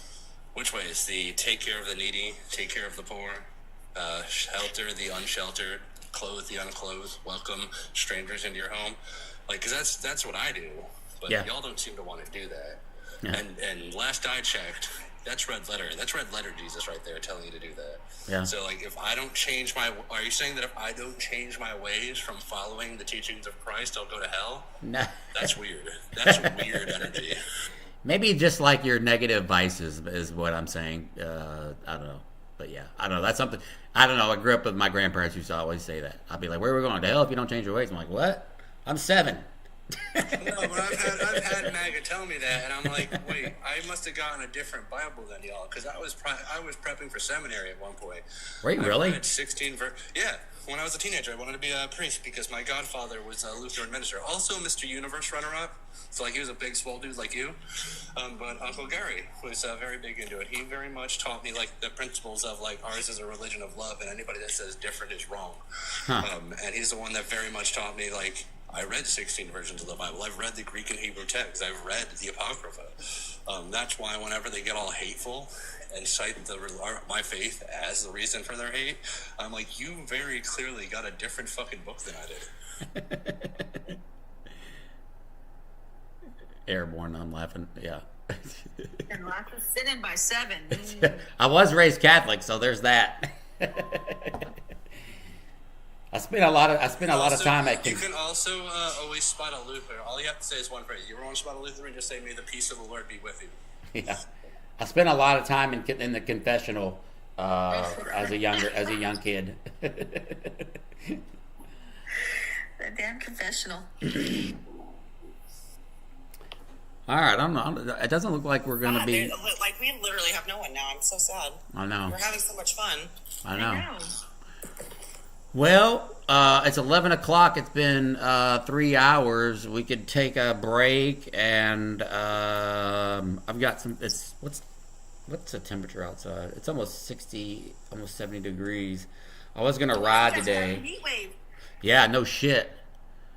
And I'm loving it too because I can get out on the Harley to like run errands and shit like that. Oh yeah, I'm outside now as I always am on my lunch break, and it's currently 60. It's gorgeous. It's chilly here in the Houston area. Yeah, it was cold when I got up this morning, but now the temperature's going to run up. I think it's supposed to be 66 Democrats. Don't take my DeWolf, are you a Trump supporter? DeWolf, please come up. Yeah. I would like to disprove your sentence. It's very easy because I can just use the Farm Bureau to disprove you. DeWolf, come up, please. Let's have a conversation about that. This should be an interesting conversation unless you just run. Are you scared to come up? Ranting, let me check your mod status. Oh shit, Warrior Princess! I didn't know you were fucking mid-loop. Hold on, real fast. No, you can't invite because he's private probably. No, I sent him an invite. Oh, did you? Yeah, I sent it to him again. He declined it. Sorry, Crow. I didn't know you were in Midlow. So when I actually I told you before, I lived in Richmond for a minute. My first job in Richmond was at Food Lion right there in Midlow. Like I worked overnight stock there. Oh, he's at work but can't chat. But yet you can chirp away in the chat. Mm-hmm. Oh, Midlothian, Texas. I thought you meant Midlothian, Virginia. Nah, fuck Texas. I said what I said. Fuck you too, Crow, but like for real. Pam said the wolf to go take. Yeah, go clock out and then get up here right now. Come on. Or just pretend like you're taking a shit and then be on your phone and then you can come up here. That's like server life right there. Shit. What's that? That's server life right there. Yeah. Let's see. I make a nickel, you make a dime. That's why I poop on company time. Wasn't here this morning. Can't chat. Can type on later. X. Oh, okay. X is down right now, so. Is it really? Yeah. Something. They're having a global outage. Yeah, I just try to open the app up, and everything. The only thing I can see is from yesterday. Like it won't refresh up to current things right now. Interesting. Huh. Hey, Airborne Vet. That would explain why the Doge website isn't loading properly, because we all know Doge's on X servers. Oh. Oh, is it? Yeah. Let me see. It's been hacked multiple times since launch. Like, I just try to pull it up, and I can get, like, a few letters of text, but it won't fully load. Yeah, every time I check, I go into my DMs, because I'm in a couple DM groups there, and it won't refresh. It's all DMs from yesterday. At least a day old. Hey, Airborne Vet, I just ordered your shirts.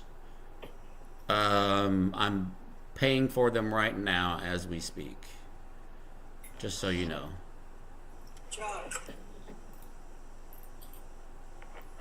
I know, I'm probably the only one still with an X account. I have one. I've just never really been active on mine. And again, I only use it to do spaces, and probably since the election, not very many like spaces. A lot of the good creators that I used to go to spaces and listen to, they're gone. Hey, you want to hold on there? You're not even introduced yet. Have some self-control. He's trolling anyway. Wow, Jesus. All right, Nap. Well, since you seem to have a lot to say, can you give us your age, state, and who you voted for? I'm 18. I'm from Atlanta, and I voted for Trump. You're 18? Yeah. When did you turn 18? When did you turn 18? In October. October 2024. Okay. Yeah, this guy is derpy. And he freed Kodak Black, so that's why I voted for Trump.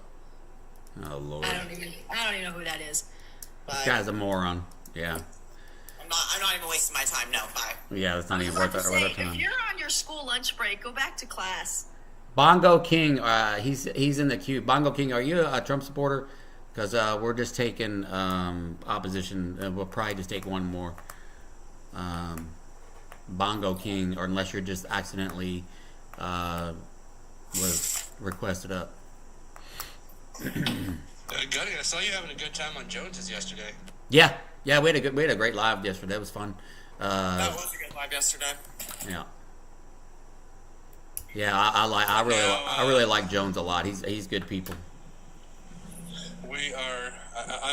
Carrie Bunny's been going live a lot more lately, so my wife's actually been paneling with her, which is fucking delightful because my wife was afraid to go on panels and now she co-hosts for Carrie. Because we're trying to get her the funding for her I-360 and her working papers, yeah, so she can actually like get back on the fucking path. Yeah. So like she's gonna be going live a lot, trying to build up the funds. Yeah, I wanted to actually get her up here as well. She's very well versed in many topics, and I thought she did a great job when she was up here that last time. And I've listened to a couple of her other lives, like I pop in and out. So if she's ever around and wants to pop in here, I'll pull her up.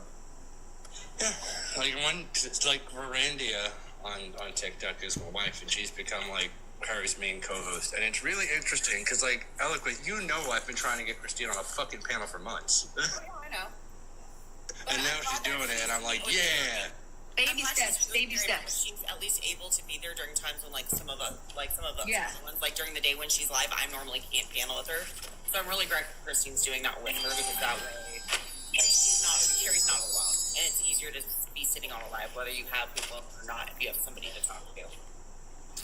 What's Christine's? Am I following Christine? I don't know that I am. What's her? No, it's Verandia Zero. Verandia Mostly Zero. because she can't remember the login for her old account, and she can't be fucked to do a password reset, so she just made Verandia Zero.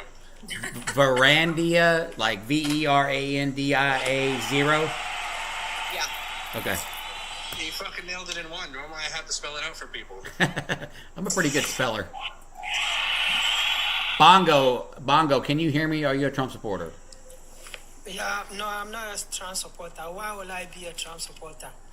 That's good. That's what I ask a lot of Trump supporters. Why would you be a Trump supporter? I will never be a Trump supporter. Why should I support somebody with 39 counts? A felony? 34. Like 34, but yeah, no, don't. It's even adding up. Because what he's doing now can even up to 50 before the next 4 years. So it's not 34. Keep counting. It will be going up. Yeah. If he's not impeached. No, I mean, I don't disagree. I do not disagree with that. But right now, it's only he only officially has 34 felony counts that he's been convicted of. Keep counting. The next 4 years, the next 4 years he will be up to 50. Tony. Oh, he's already up there. We just couldn't charge him with the other felonies yet. Tony, come up. We did, but we couldn't help. The court cases couldn't be adjudicated. Tony. They've been put on hold. Tony, please come up. Thank you, Bongo. Appreciate you coming up. Thank you. Tony, please come up. He said, what did Trump do to me? Satisfy your wife. Look, he couldn't even satisfy his own wife. So that's the lamest excuse I've ever, Couldn't satisfy somebody he paid to be satisfied. Yeah. Tony, come up. Don't be. Let's have a conversation. I want to know. I want you to explain to me why you like Donald Trump, like your number one reason. Man literally paid a woman to be satisfied, and she just talked shit about his dick. It was fucking amazing. I guess Tony's scared. Tony's scared to come up and have a conversation because MAGA is weak and dumb. That's the truth. And unless Why are he you comes, talking about Gunny's wife when Trump's your daddy? yeah. Come on, Gunny should Tony. just be like me, because like when Veranda's in chats and people say weird shit about her, I just make them come up. I'm like, you come up on the fucking panel and have a conversation with her husband, or you get the fuck out of chat. Yeah. That's okay. Mrs. Gunny just replied back to him. I saw that. That's become my whole new thing, because like guys will say weird ass shit to my wife in chat. I'm like, no, you're gonna come up and fucking talk to her husband, or you're gonna leave. That's how it's gonna be. That's exactly what Chef does, and you already know that, Crow, where it's like, nah, you can say it to me now. See ya, Warrior Princess. Have a good one. All right. I'm on a computer. It won't let me come up. Good afternoon, Gunny and crew. Good afternoon, Mayor. What do you mean you can't come up on a computer? I guess he's just, yeah, if you're on a laptop, I don't think you can. Yeah, I don't think you can panel necessarily, like, in a You can't unless you do some fancy tech shit like I used to do, because, like, if you run BlueStacks, which is an Android emulator, you can do it, but, like, just on the browser, you can't. Yeah. Let's see what Sasa has to say, if anything. Hey, are you a Trump supporter? No. Okay, thanks for coming up. All right, appreciate you. Thank you. Sorry, it's okay. All right, let's see. All I right. went to invite Tony, and then I remembered I don't have buttons on this account. I've been inviting Tony. He's just not accepting. Yeah. Well, he said he's on a computer, so he can't come up. So. Oh, that makes sense. But so how can we send invites to speak if he can't come up? Wouldn't that be? So TikTok doesn't know. I think. Yeah, no. So TikTok doesn't know that you're on a computer until you try to join a box, and then it makes the check and goes, "Oh fuck, you can't be up here." Well, okay. When you send the invite, it's just looking for live access. It's not looking for like capability. Yeah. Yeah, 'cause, like if let me think how much. So I only have one phone. But in order for me to do my backup account, if I do it from the laptop, I have to log into TikTok Live Studio on my backup account to be able to go into my own live. Now, if I had another phone, it would be different. But it's a pain in the ass. It's also why you can invite people that were bananaed. I had this happen to me 3 times last night, and then I got excited thinking my appeal went through, and then I clicked the button and it went, "Ha, just kidding, you live access was revoked." I'm on a red band warning right now. Chef laughing. Don't you laugh at my page, Jeff. How fucking dare you? How fucking dare you? Fucking will. Absolutely will. That was funny. That was a good laugh. I know, because like I was flipping back and forth accounts because this account was the 0 Hour Hero account. I don't follow most of you on this account, so I had to keep jumping back and forth just to grab a name here, add it to this account, etc., so I could be in everybody's lives again. And like I'd flip through a live and someone would be like, "Oh, it's Crow, I'm gonna invite him," and I'd see the invite, I get fucking excited, and then just access denied, and I'm like, "You son of a bitch." No, I have to be honest. I thought somebody was being a dick and tried to like pretend to be you. So I was about to start popping off. That's what I thought. I box last night, but I waited until like I could hear you speak because I was like, if it's Crow, I'm gonna feel super bad if I just cuss. This is clearly not Crow. It's right in the name. It says it right there. I am not Crowletarian. It's right there. And I got a mustache and sunglasses, which just means I'm a different person. Clearly. Exactly. So, duh. Yeah, because I was about to But I really screenshot wasn't it. sure because I've seen people like steal accounts or try to pretend to be somebody and panel as somebody and cause problems. So. Oh, Gunny's got a fan. Looks like that. Intelligent. That account. I got this one, and then the one that I'm building up is Anarchro Syndicalist because I like wordplay. Yeah. Yeah, that Gunny Intelligent. I haven't seen him in a while. I think because he was trying to like debunk everything that I had said, but I haven't seen any activity from him in a minute. Well, if I had blocked him from the chats, does that permanently block him from your lives?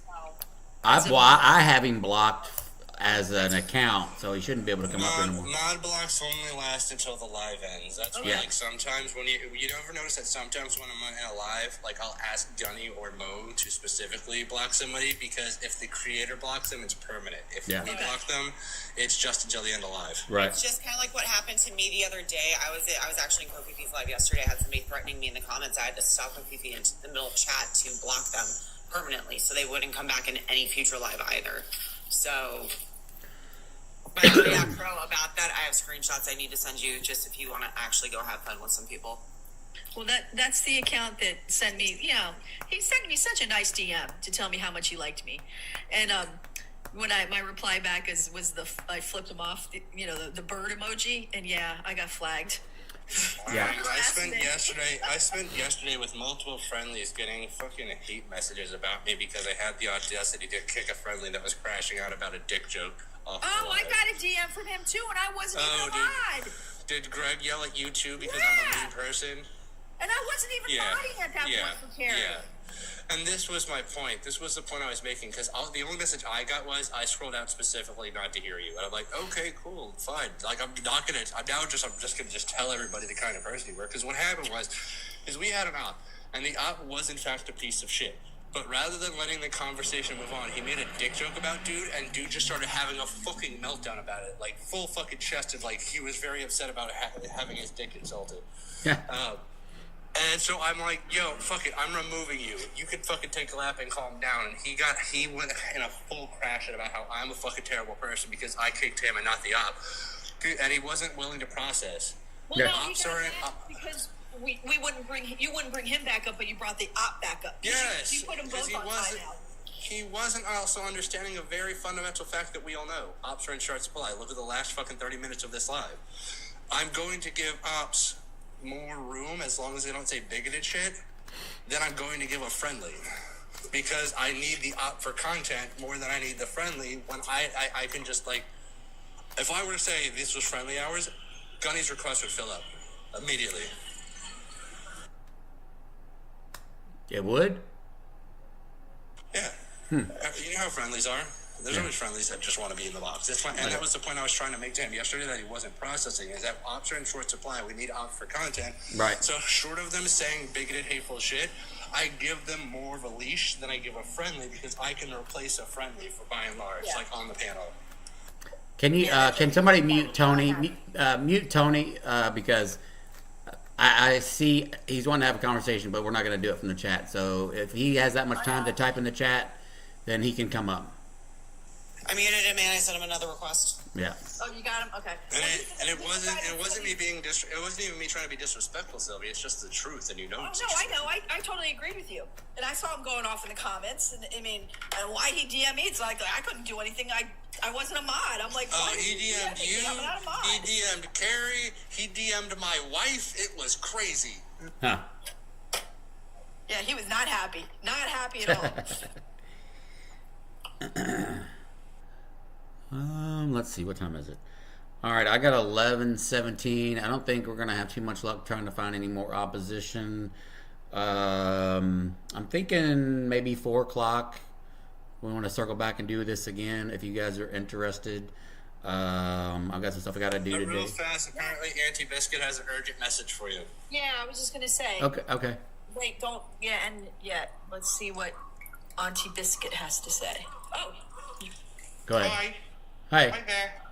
Just very quickly, just for yourself and your viewers, because you'll probably hear about this filtering onto your news in the next couple of hours. It's all over our news here.